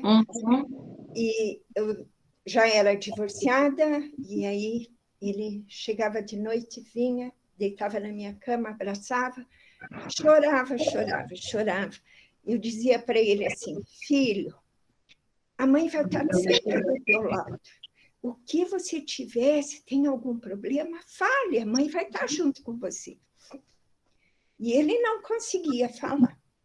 E aí, desculpa, gente, me emocionei, sabia que essa palestra ia pegar. E aí, quando foi mais um tempo, eu falei, o que eu posso fazer? Eu acho que eu vou levar ele numa terapia. E levei na terapia. E a terapia começou a trabalhar.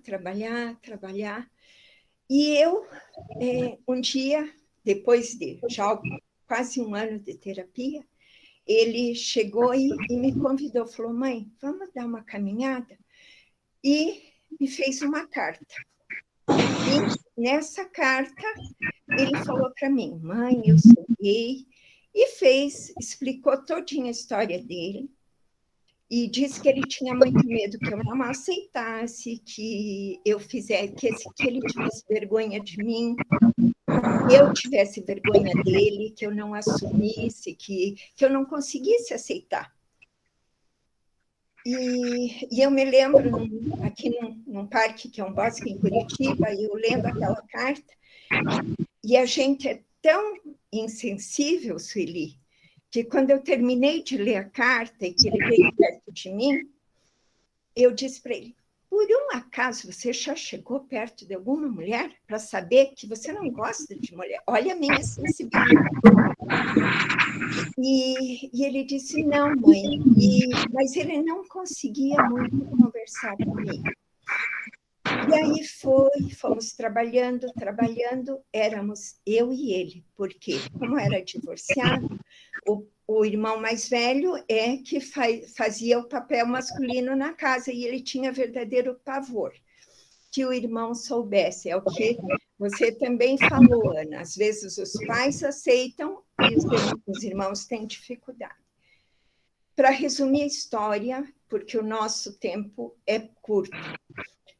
Hoje ele tem 30 anos. O ano passado, mesmo com a pandemia, todos nós numa situação muito difícil, de pandemia em função de saúde, financeiro, de tudo isso, ele chegou e disse para mim, mãe, ele tem um relacionamento de 10 anos. Hoje, em outubro, eles fazem 10 anos de relacionamento. E ele disse, o ano passado, para mim, falou, mãe, você vai ficar sozinha, você acha que você consegue morar sozinha, mas eu preciso assumir a minha vida. Eu falei, você tá, né? Pode seguir a sua vida, siga em frente, né? E aí eles foram morar juntos no ano passado, tá? Foi uma luta, primeiro para conseguir alugar o apartamento, segundo para a gente saber como é que eles iam ser aceitos num prédio, no condomínio, né? No condomínio.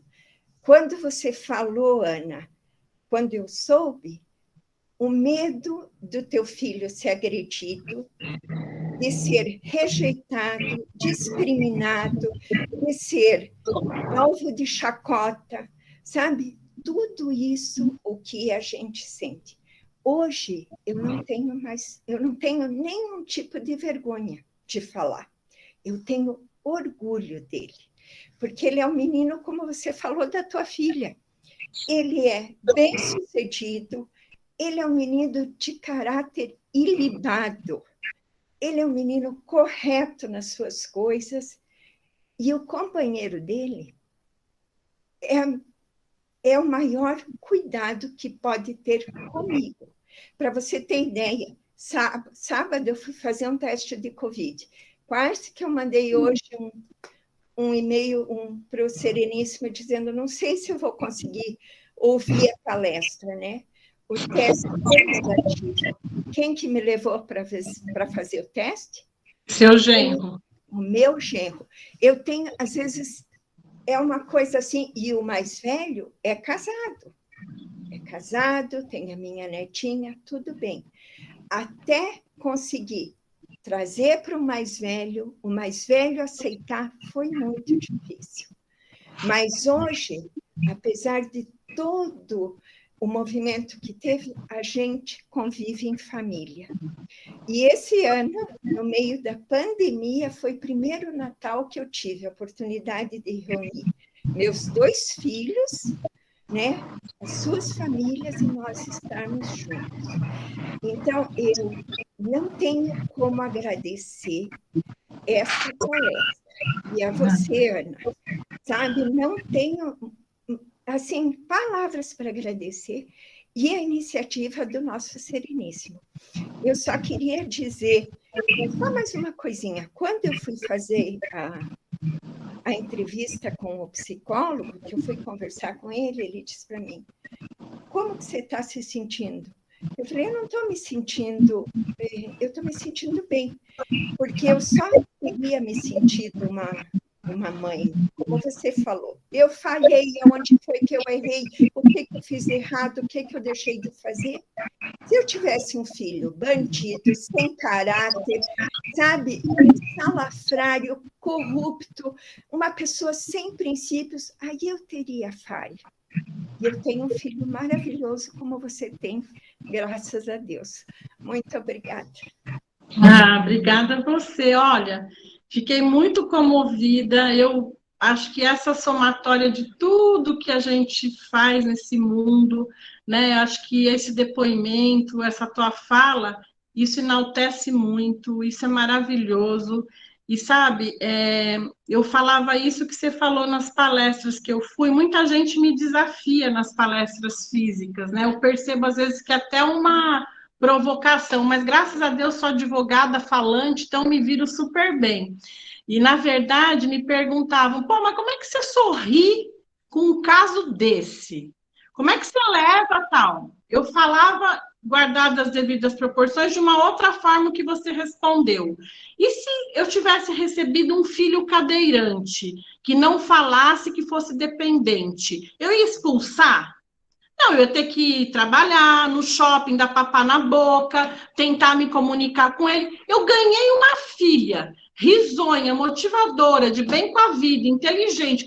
Que direito eu tenho de reclamar, né? Então, são esses ensinamentos como o seu, essa fala como a sua, como da Sueli, que realmente nos motivam como pessoas que defendem, como pessoas que procuram ajudar a ir para frente. E ame seu filho abertamente, diga a ele sobre o seu amor, sobre a sua aceitação, converse com pessoas, com mães que possam ouvir você, que é assim que nós vamos vencer o mundo. E nós temos obrigação, e é lícito a gente ter medo de como ele vai ser tratado no condomínio, como vai ser isso, vai ser aquilo. A minha filha, aqui em Guarulhos, teve um grande problema no condomínio, levou 8 multas, sendo que todo mundo fazia as coisas que ela fazia. Até o biquíni que ela usava sem saída de banho implicavam. Até que ela falou, mãe, não quero mais morar aqui, quero sair daqui. Então, é muito verdadeira a sua preocupação e a gente sofre. Nós somos mães coruja e galinha choca que queremos ficar com a asinha assim, e isso é para sempre, do filho hétero, do filho gay, de quem for. Mas parabéns, viu, Maria? Muitas vezes parabéns. Um beijo grande. Não tem como não falar do assunto, não tem como correr com o tempo, né? É um assunto muito do coração mesmo, viu? Antes a Luciana quer perguntar, mas antes tem outra pergunta do Jair. Ele é da Loja Grande Arcano. Tá. Ele te parabeniza pela voluntariedade e aí ele gostaria de saber o que você pensa sobre a possibilidade de introdução nas escolas como política pública do assunto e qual é a idade você acredita que seja ideal para a introdução desse assunto nas escolas? Tá. Ô, Jair, tudo bem? Muito obrigada pela pergunta.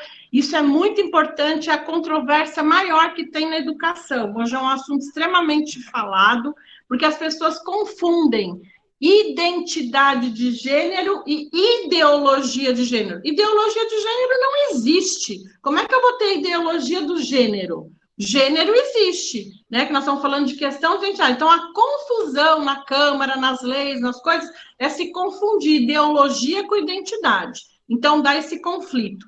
Nunca ninguém montou kit gay para distribuir em escola. Nunca ninguém ia levar um pênis de silicone ou uma vagina de silicone ou ia ensinar a ser gay ou lésbica numa escola. É uma pergunta para quem é militante, ativista, que o sangue ferve, porque cada um tem as suas escolhas e as suas coisas, mas é muito errado a forma que é colocada. Infelizmente, nós estamos com uma ministra dos direitos humanos, ao meu ver, péssima, e eu não poupo mesmo de falar, eu respeito a escolha e a forma política de todos, mas ela veio corroborar com as coisas erradas. Então, as pessoas do nosso país não sabem ler, as pessoas do nosso país não sabem interpretar. Elas, na verdade, leem rápidos os textos e fazem ali um significado dela própria e toca para frente. Eu acho extremamente importante tratar do assunto, mas de uma forma lúdica. Se nós estamos falando com crianças, nós estamos falando com adolescentes, nós podemos introduzir o direito constitucional, por exemplo, onde começa o seu direito, termina o meu e assim por diante. Nós podemos falar disso de uma forma generalizada, falando sobre o respeito do próximo. Eu não preciso entabular e marcar, estigmatizar, dizer, respeite o gay, respeite a pessoa. Se você fizer isso, você vai ser preso. Se você fizer aquilo, você vai ser bem aceito. Nós estamos falando do artigo 5º da Constituição, que tem 80 e poucos incisos. É baseado na dignidade humana tudo isso. É baseado no direito, na Constituição, que é a Carta Magna. Então, acho que nós podemos levar para a escola, se for dessa forma lúdica, de 2 a 6 anos, depois de 7 a 9 anos, depois de 9 a 16 anos, nós temos as formas de introduzir. Quando eu vou ensinar ciências, estudos sociais ou geografia, eu vou ensinando de acordo com a idade e de acordo com o amadurecimento. Esse direito constitucional lúdico, ele pode se aprimorando até chegar no colegial. Se eu formo uma pessoa desde o maternal com uma claridade, de forma didática sobre isso, eu vou chegar na faculdade e no colegial muito diferente. Nós vamos ter outros seres humanos formados. O problema é que as pessoas generalizam. Teve uma briga feíssima na Câmara Municipal aqui de Guarulhos, onde eles acharam que existia um kit gay, uma cartilinha, seja trans, seja gay, seja travesti. Não tem nada a ver, gente, não existe kit gay. Existe a introdução no currículo que fala sobre a diversidade. Quando eu falo diversidade, eu estou amparando todas as diversidades. O negro, o branco, o japonês, o gordo, o magro, sabe? A gente tinha mania de, quando era jovem, falar, pô, o Marcelo é fera, o cara é ótimo em matemática. Ah, mas só podia ser japonês. Quem nunca falou isso? Né? Isso é errado pra caramba. E a gente se divertia com isso. Pô, o cara usa óculos, é 4 olhos. Isso eu ouvi demais do meu irmão sofrer, que usa óculos desde pequenininho, né? Ah, o cara é inteligente, ele é nerd, ele é CDF. A gente sempre rotulou as pessoas. É nossa cultura. Se a gente quebra isso na escola, explicando de uma forma lista, didática, tranquila, sutil, a gente muda. Eu sou extremamente partidária de que a gente dê iniciação, sim, de uma forma didática, com cabeças pensantes, seres ativos, mas de uma forma sutil, fazendo parte da educação da construção, evitando com que aconteçam esses deboches, essas gozações, que na verdade vai crescendo isso. A homofobia, ela começa dentro de casa. Por quê? O pai passa ali e fala, olha, filho, aquilo ali, ó, não é mulher não, hein? Isso já é uma transfobia, já faz parte. Por que o pai tem que ressaltar isso para o filho ser machão? Burrice! Ele está despertando ao filho até uma situação que não era para despertar. Às vezes o filho tem tanta pureza dentro dele, o pai estraga. Então a gente tem que ter essa noção. Por isso que eu acho que deveria ser falado, sim, o assunto na escola, de uma forma inteligente. E a idade, eu acho que tem que ser em todas as idades, adequada a cada coisa. Não ensino matemática de 6 a 8, eu vou ensinar essa matéria de 6 a 8. E as coisas podem ser fáceis, assim como eu estou falando. Basta a gente ter dirigente, gestor que seja corajoso, né, Jair, né? Agora a Luciana tem uma pergunta. Pode falar. Ô, Carol, deixa a Catiúcia falar, que acho que ela tem a agregar a essa pergunta. Eu falo depois. Tá. É Catiúcia. Catiúcia, Catiúcia, pode falar. Boa noite, pessoal. Primeiro quero pedir perdão que eu entrei agora há pouco, né? Eu queria muito ter participado do início, mas eu peguei um trânsito bem complicado aqui, retornando de viagem. Eu sou casada com uma mulher. Nós temos um filho nosso, de 1 ano e 4 meses. Quando vocês falaram sobre o tema de que idade introduzir o assunto, né? É importante falar que qualquer idade. Porque, por exemplo, meu filho vai entrar na escolinha. Daí na escolinha ele vai ter um coleguinha que é super gente boa, mas o pai dele, independente de partido político, independente de qualquer coisa, mas é um bolsominion que levanta a bandeira do armamento, que acha que tudo que é gay tem que morrer, que aquele fanatismo todo. Então, assim, não é culpa da criança, né? É culpa do meio que ela está inserida. Então, a escola tem, sim, mais do que a necessidade, ela tem a obrigação de mostrar o certo e o errado, né? E claro que de acordo com a idade da criança, né? É bem aquilo que tu colocou. Ensina matemática de um nível quando você está na escolinha primária e em outro quando você está na escola superior. Então, eu só queria dividir essa minha experiência no sentido de preocupação. Eu tenho uma preocupação muito grande com preparar o meu filho para viver nessa sociedade. Então, é uma luta nossa, né? Vocês se preocupam como mãe com os filhos de vocês, e eu, como mãe, do outro lado da moeda, vamos pensar assim, eu me preocupo com a carga que o meu pequeno vai carregar por conta das nossas escolhas, entre aspas, né? Só essa contribuição.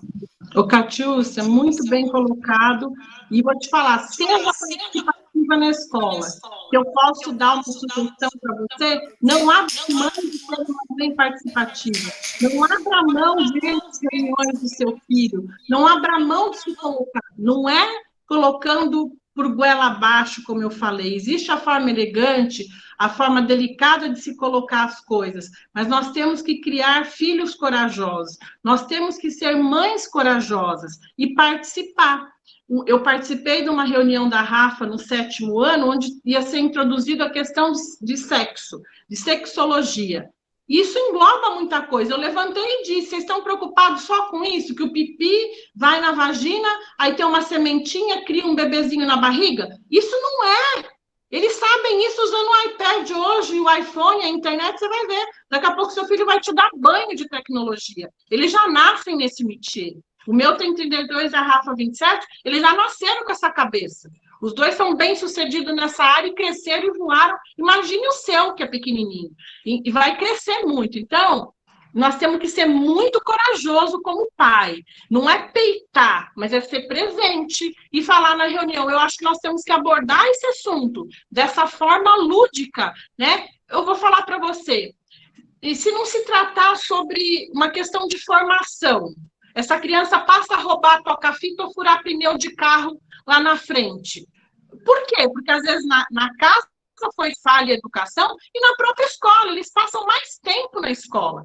Né? A gente tem a expertise da vida e sabe que hoje os pais trabalham tal. Então, é muito importante ter escola moderna, muito importante se levar os assuntos, não motivando, não é isso, mas é contando, é falando, é proporcionando a questão, o assunto, a notificação do que está acontecendo. Eu acho que o direito, é a faculdade que eu fiz, que eu sou apaixonada, mas o direito ele tem tantos meandros que são importantes ser tratado desde quando é pequenininho.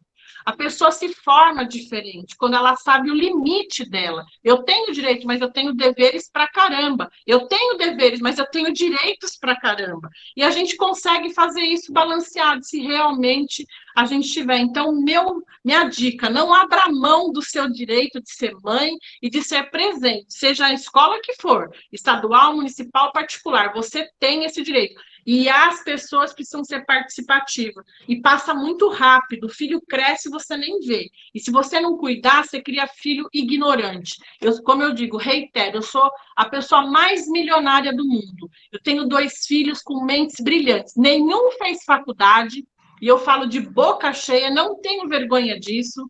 Apanhei pra caramba da família, que todo mundo é formado, advogado, juiz, bela porcaria, entendeu? Nós somos todos pessoas esforçadas, não que a faculdade não seja importante, mas os meus filhos fizeram colegial e se atiraram na carreira. O salário da Rafa hoje teria que somar o meu 4, 5 vezes para dar o que ela ganha. Ela trabalha 8 horas de forma honesta e conquistou sozinha. Como meu filho Gabriel é da tecnologia, não fez faculdade, é um autodidata, os dois falam inglês super bem, porque eu dei esse amparo simples na minha casa. Eu motivei, eu amparei e eu fiz com que eles fossem pessoas corajosas.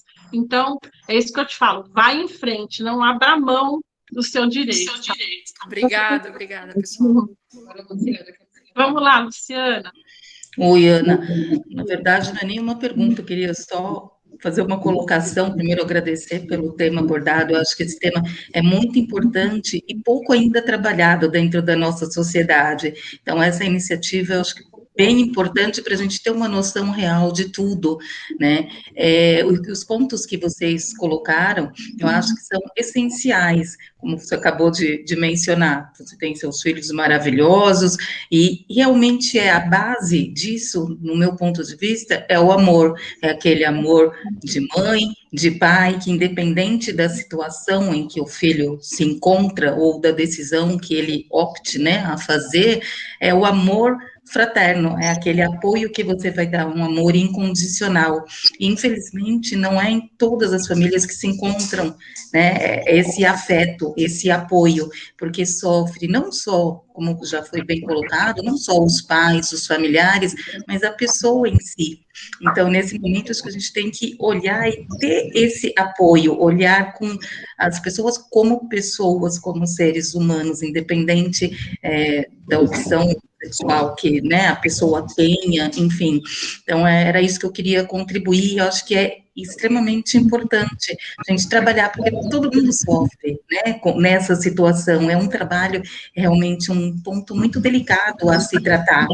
E esse bate-papo, eu acho que é muito esclarecedor, ajuda, auxilia, né, e pena que não é tão trabalhado como deveria, mas eu acho que é um trabalho de formiguinha, são os pequenos passos que isso vai se alastrando, e as pessoas vão deixando o preconceito de lado e comecem a enxergar o ser humano, como pessoas, independente de qualquer situação.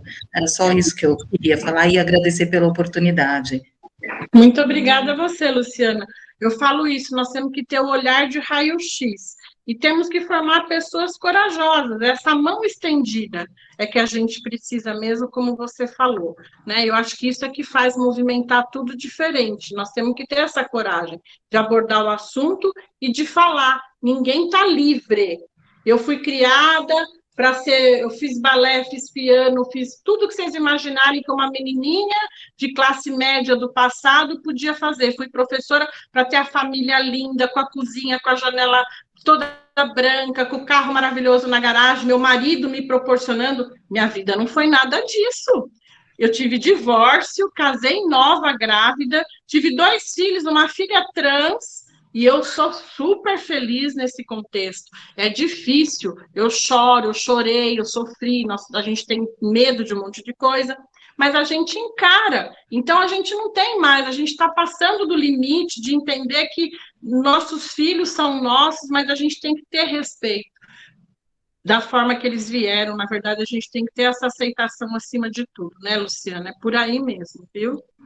As perguntas acabaram. Tá, então vamos dar continuidade rapidinho aqui.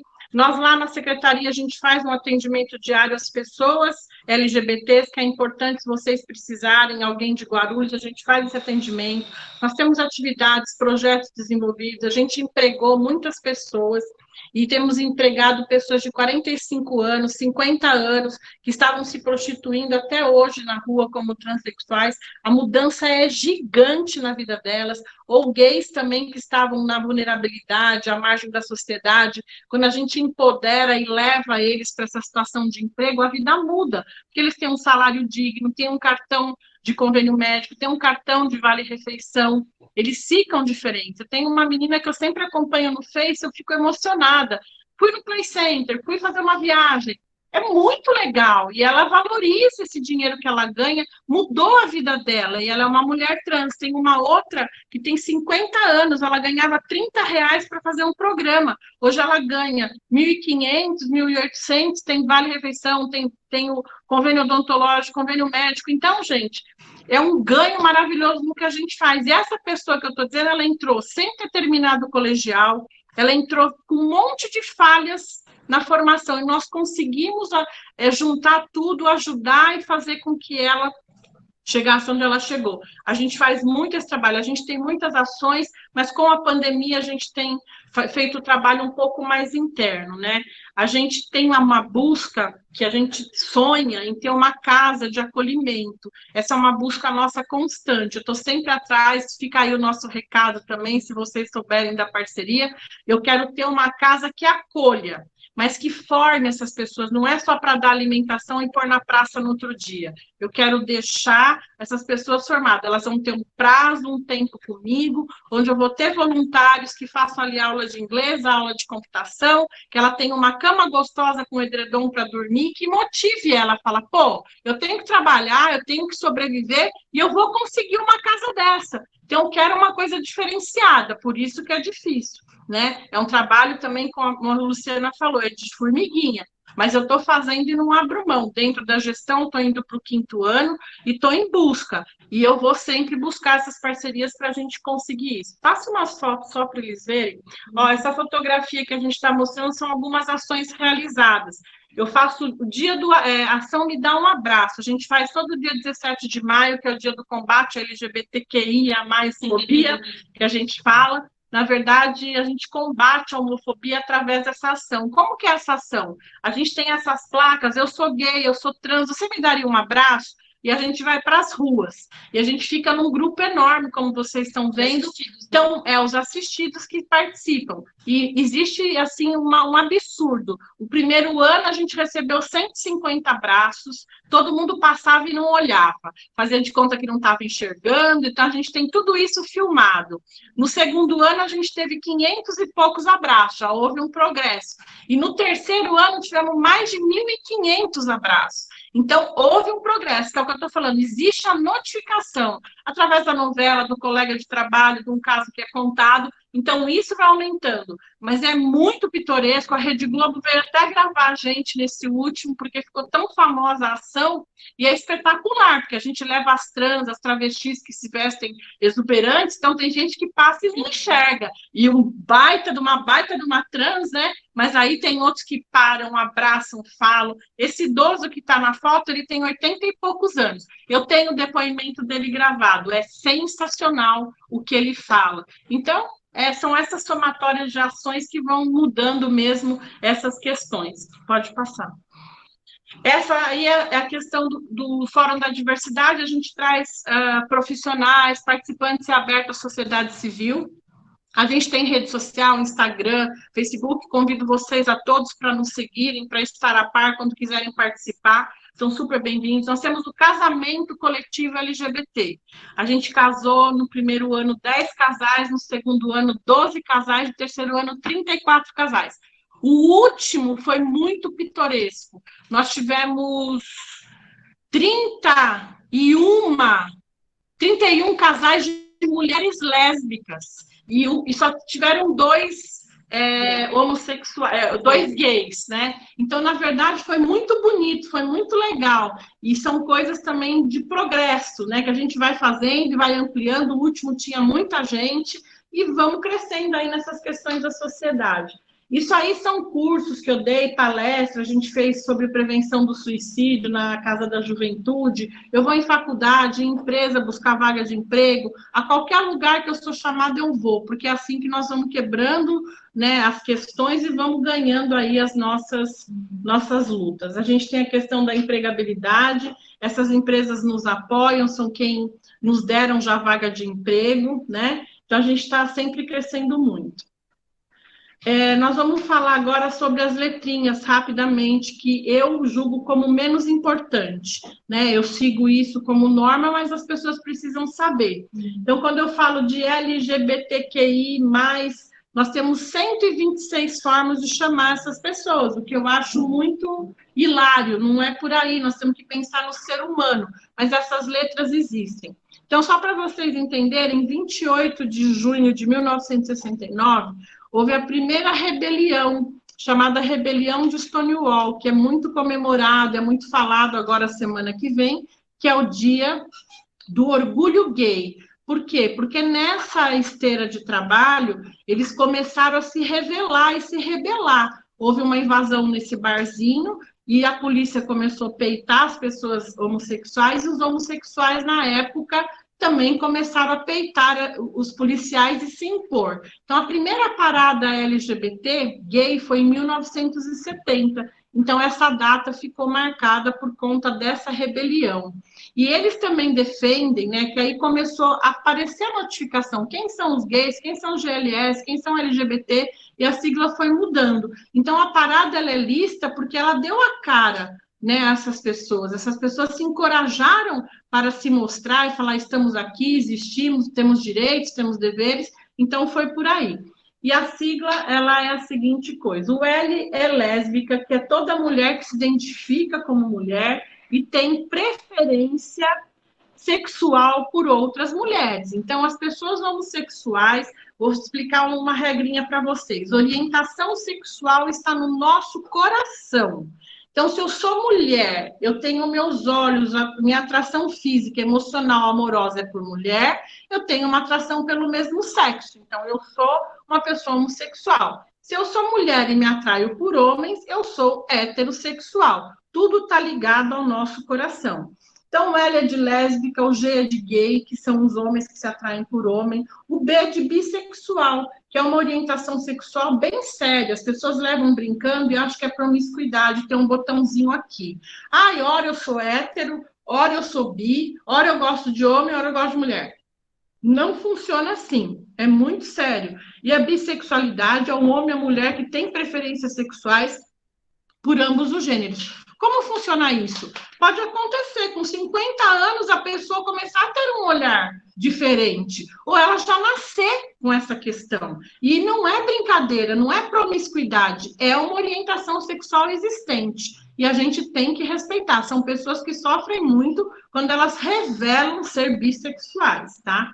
Transsexual, travesti, transgêneros, que é a letrinha T, são pessoas que não se identificam com gêneros masculino ou feminino, que foram atribuídos na hora do nascimento delas, tendo com base essas questões, tendo como base os órgãos sexuais. Caso da Rafa, caso do Tammy Gretchen, nasceram um corpo, mas se identificaram como outro. Então, a orientação sexual está aqui. Ser homossexual, ser bissexual, ser heterossexual, está aqui no nosso coração, é o sentir, é o atrair. Agora, a identidade de gênero está aqui, né? Como a gente recebe, como que a gente se vê, como a gente sente, na verdade, aqui dentro, a questão do nosso nascimento, do nosso gênero, feminino ou masculino, são essas pessoas, né?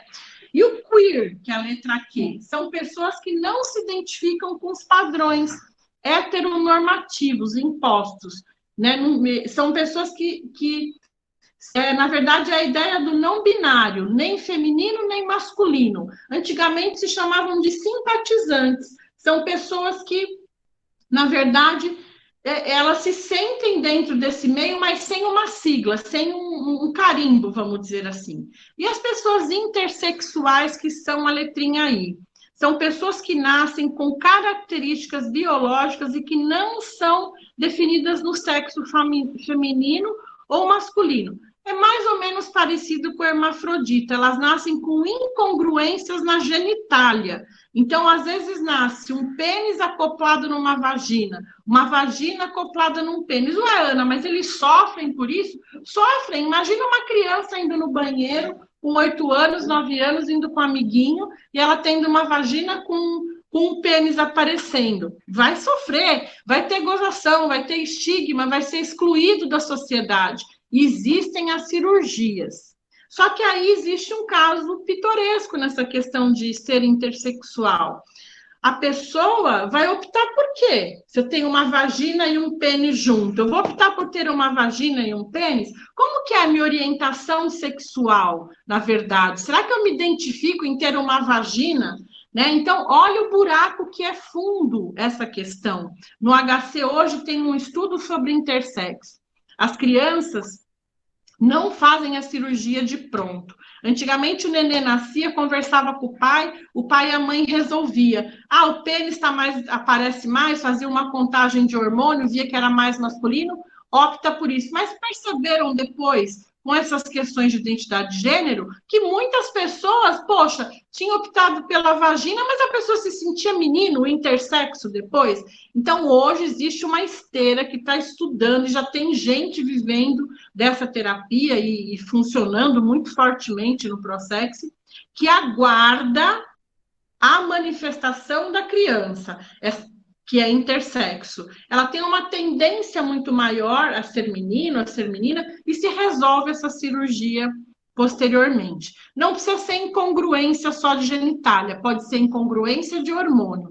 Ela nascer num corpo de mulher, só que ela ter totalmente o corpo cheio de testosterona. São aquelas pessoas que têm barba bem acirrada, sabe? A mulher que tem aquele pelo mais duro, que aparece, tem até trejeitos masculinizados, ela não é lésbica, ela não se sente homossexual, ela é simplesmente uma pessoa intersexo, tá? Intersexo nem sempre vai ser homossexual, nem vai ter questões de gênero, pode ser cisgênero, mas nascer com essa questão de incongruência de genitália. Cisgênero são as pessoas que nasceram de boa com o seu gênero, né? Não quer dizer que é só heterossexual, temos que deixar isso claro. São muitos pontos que a gente tem que saber estudar. Os assexuais são as pessoas que sentem pouco ou nenhuma atração sexual por outras pessoas. Gente, tem muita sigla, se fala em pansexualidade, mas isso é uma coisa para a gente saber. Só que não é o mais importante. Eu ressalto que, para nós, o mais importante é a questão humanizada. É a gente ver todas essas pessoas de uma forma sem letra, sem carimbo, né? Eu não cheguei aqui e disse para vocês, oi, boa noite, sou a Ana Marques, heterossexual. Eu falei isso? Então, por que a pessoa homossexual tem que falar? Que pare na nossa mente, na nossa cabeça isso. Eu sou a Ana, eu sou a Carolina, eu sou o João, eu sou o Mané, mas eu sou eu e pronto, eu não preciso rotular minha orientação sexual, né? Todas as letras significam várias formas de falar. A pansexualidade existe, como a gente está falando, são pessoas que sentem atração por outras, independente de gênero, e assim por diante. Existe muito jovem hoje que se intitula como pan, como bi, às vezes nem sabe o que é. Por isso que é importante que os pais estudem para saber e não ficarem desesperados. Ai, meu filho é gay. Às vezes não é, né? Ele está vivendo o momento da idade dele. Então, a gente tem que ter essa coerência também dentro da nossa cabeça. Né? Aí, a gente vai falar sobre o sexo, né, biológico, pode passar.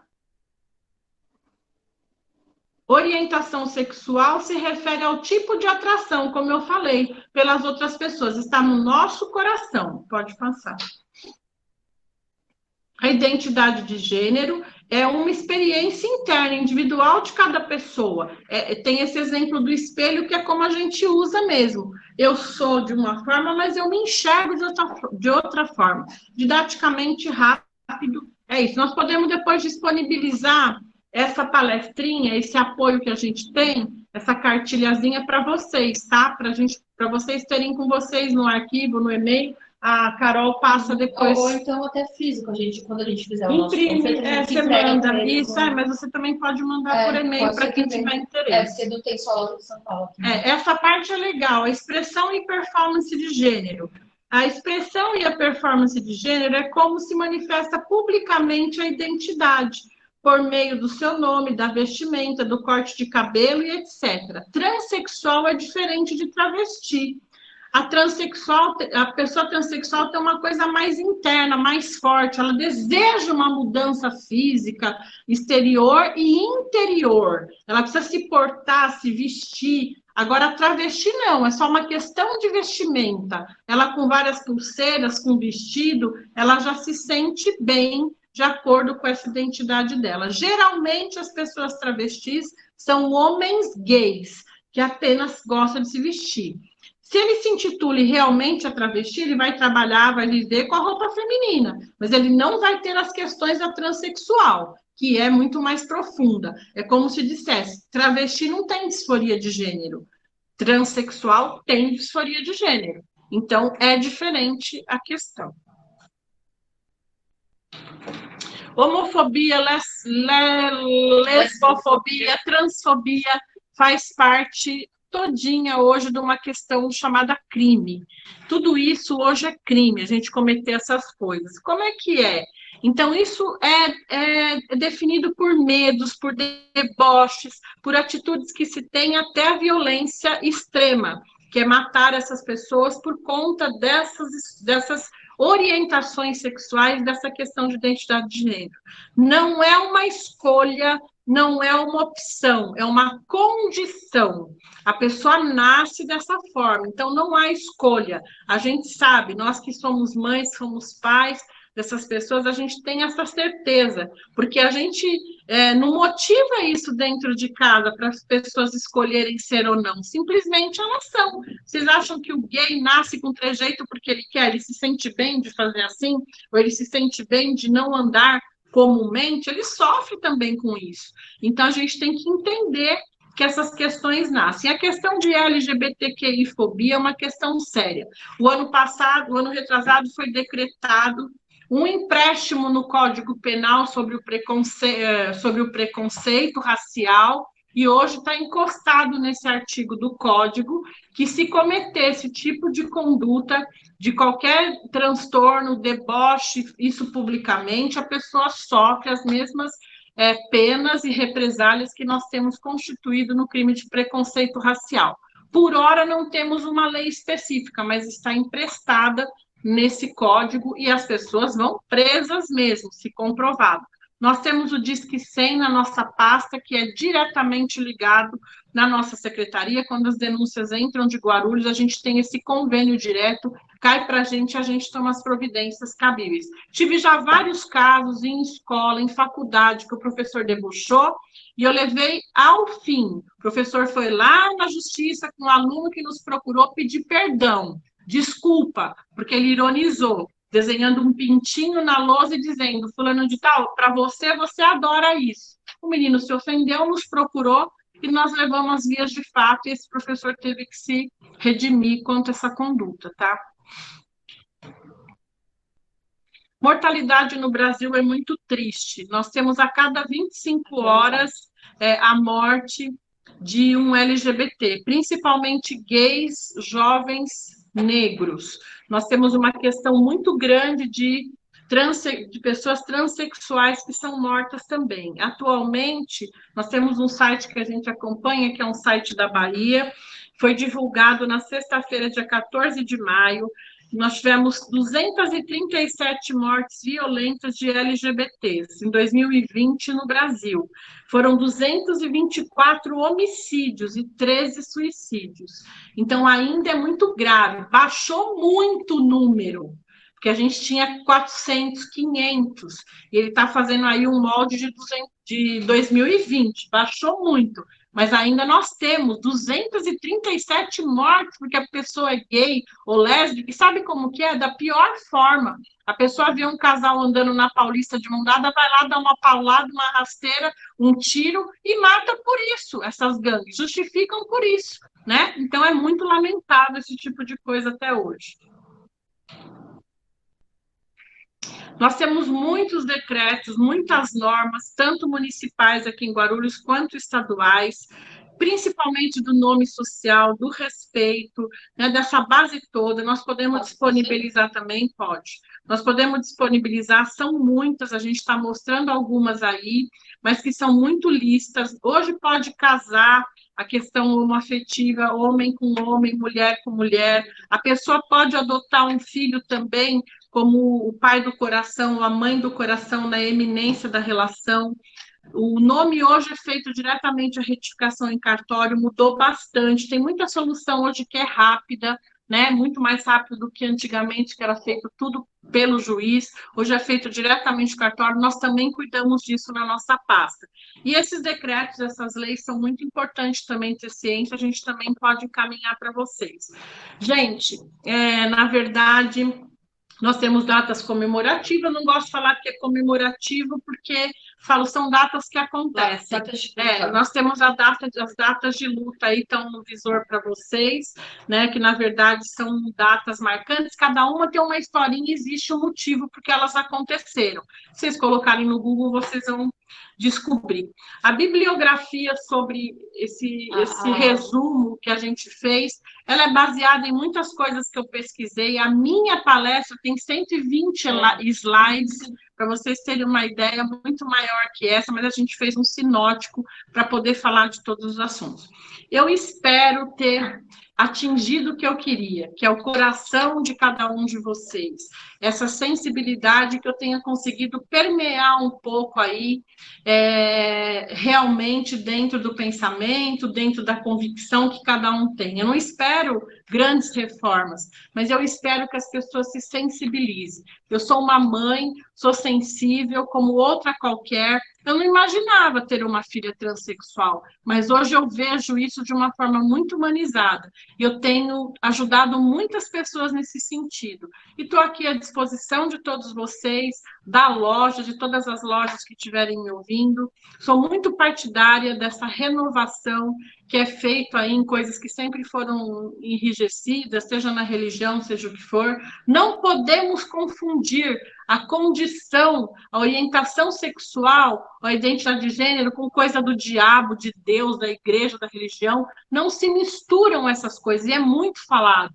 Existem pastores que abominam, existem pastores que falam, olha, isso é do diabo, olha, isso e aquilo.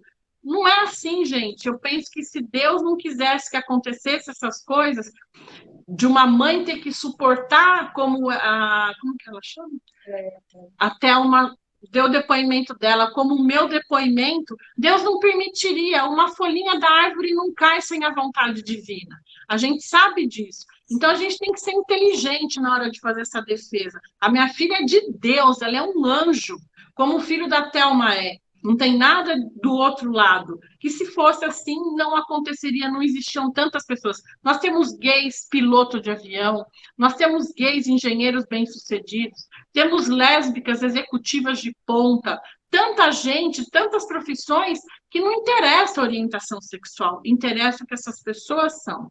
Eu agradeço muito pela oportunidade, o Márcio... Convidei eles para o nosso evento, se eles puderem. O Márcio, quem que é mesmo? O Márcio é o grão-mestre. Então, Márcio, você que é o grão-mestre, eu quero agradecer muito a oportunidade que você me deu para estar com essas pessoas, a todos que participaram, que deram a sua palavra, que falaram comigo, a Lidiane, obrigada pelo seu convite, a Carol também. Nós vamos ter um evento aqui na cidade, dia 27, domingo agora, que nós vamos fazer uma pintura atrás de uma faixa de pedestre. Nós vamos eleger um cantinho da Lu Marinatti, que é uma drag queen muito ativista aqui em Guarulhos, muito participante, que já cuidou de muitas pessoas LGBTs. Então, eu vou homenageá-la, nós vamos fazer esse marco numa ruazinha, nessa faixa de pedestre, muitas cidades já têm, para ficar ali um canto eleito por eles e para a gente marcar essa data que eu expliquei para vocês, que houve a revolução lá no barzinho de Stonewall, e se deu toda a questão da parada LGBT e assim por diante. Existem muitos filmes, gente, que tratam dessas questões. Isso é uma forma da gente mostrar aos nossos filhos, de forma sutil, aos adolescentes, principalmente, essas questões. Existem filmes com mães que depois viraram ativistas, como o meu caso, que transmutaram toda essa situação e compraram essa briga, né? E ajudaram seus filhos e realmente são defensoras.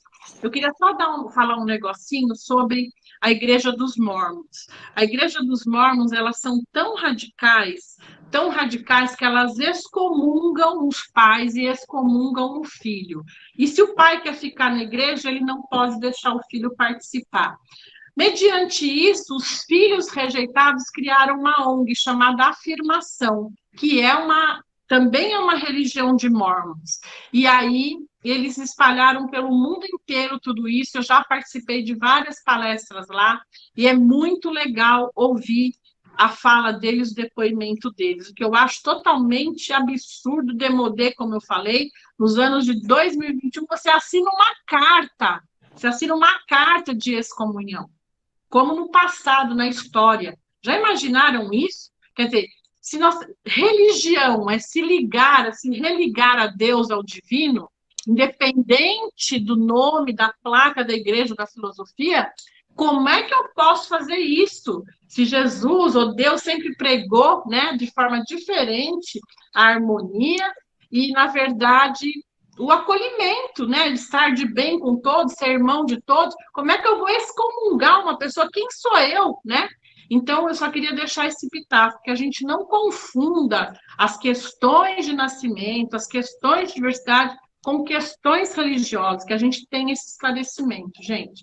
Obrigada 1000 vezes para vocês. Eu, por mim, ficaria aqui 5 horas falando, eu sou muito falante, e amo o tema, amo realmente o trabalho que eu faço, eu sou privilegiada, né? Então, que endereço? Obrigada, Ana, pela palestra. Carol, bem-vinda da capital. A Carol Prodígio aqui já deu o nosso endereço. Obrigada. Obrigada, gente. Eu fui convidada para ir conhecer uma loja. Como aqui a gente quase não vai, né? Minha mãe foi em festiva da loja do meu irmão já, eu nunca fui. Mas eu tenho curiosidade de entender o que traz a maçonaria. Então, eu gostaria de receber um convite qualquer dia, gostaria de ir numa loja para conhecer, se for assim, se puder entrar para conhecer. Sim, sim. Ana, deixa eu só finalizar aqui, que a gente já tomou bastante tempo aí, mas assim, eu gostaria de agradecer vocês aí pela palestra, foi muito melhor do que a gente esperava, foram mais de 2 horas de palestra que a gente não sentiu, de tão bom que foi o conteúdo, de tão valoroso que foi esse conteúdo, agregou bastante, com certeza, como a gente está gravando aqui, outros irmãos vão poder ter acesso, a gente vai divulgar nas redes sociais, então, assim, o alcance ele vai ser muito maior do que o que foi hoje, a vivência que você teve, os depoimentos, né, que você deu com a sua filha, Rafaela, da irmã Thelma também, foi muito emocionante, com certeza. Eu vi aqui alguns irmãos um pouco emocionados ali, mas faz parte, é muito interessante ver essas histórias reais, né? E a gente consegue aprender muito mais dessa forma. Então, eu deixo aqui o convite a todos. No dia 28, que é o Dia do Orgulho, vai ser divulgada nas nossas redes sociais essa palestra, assim como outros materiais também. E aí, Ana, a gente pode também divulgar internamente aqui as suas redes sociais, né, Por favor. Da diversidade, enfim, todo o material aí que vocês elaboraram, para que todos fiquem cientes. E claro que quando tiver uma palestra pública, né, a gente com certeza vai mandar o convite. Ultimamente nós temos feito apenas palestras online, por conta, né, da pandemia, do Covid-19, então a gente está prezando cada vez mais pela saúde de todos, então, assim que surgir a oportunidade de ter algo presencial, com certeza, já sinta-se convidada, né? Obrigada. Nós, com certeza, iremos mandar o convite. Não eu acho esqueceremos. que é bem bacana poder fazer uma palestra física, né? Presencial, porque a gente toca bastante coração, assim, mesmo assim online foi tão bacana, mas fisicamente é legal, eu busco muito a parceria, eu acredito muito que a fala, essa divulgação pode abrir muitas portas, entende, Lidiane?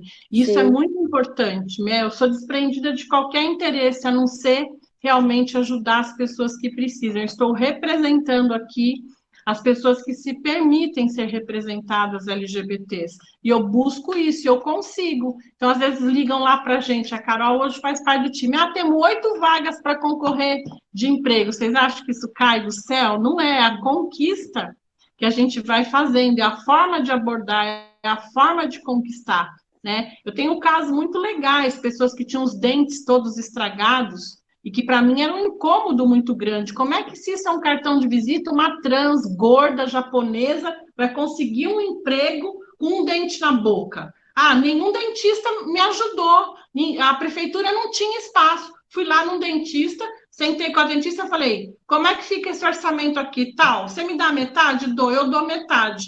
Ah, isso aí é fazer o trabalho com as próprias mãos? Mas é uma forma de ajudar. Eu fui lá, conquistei meio orçamento e ajudei a pagar meio orçamento. E assim é que a gente faz, gente. Então, não temos que ter preguiça para nada e ser corajoso. Então, eu tenho vários contos, mas aí a gente precisa de muito tempo para contar, e é especial. A caridade, ela começa entre os nossos, né? A bondade, ela começa entre os nossos, e depois a gente vai espalhando. Ser bom é isso, né? É dar da gente o que a gente às vezes nem tem, mas a gente tem que começar pelo que está na nossa vista. Não adianta fazer caridade lá para o outro cara que está do outro lado do mundo, se eu estou vendo um monte de coisa acontecer aqui, né? Exato. Então, eu tenho isso como premissa também, tá bom? Então é isso. Muito obrigada e boa noite a todos. Boa noite, gente. Obrigada. Até mais. Boa noite. Obrigado pela gentileza.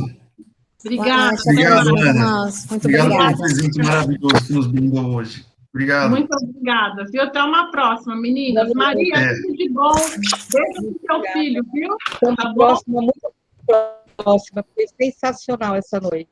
Gratidão por tudo. Muito bom. Viu? Fico muito Pela feliz, sua viu, gente? generosidade e pela clareza em tudo. Gratidão. É isso aí.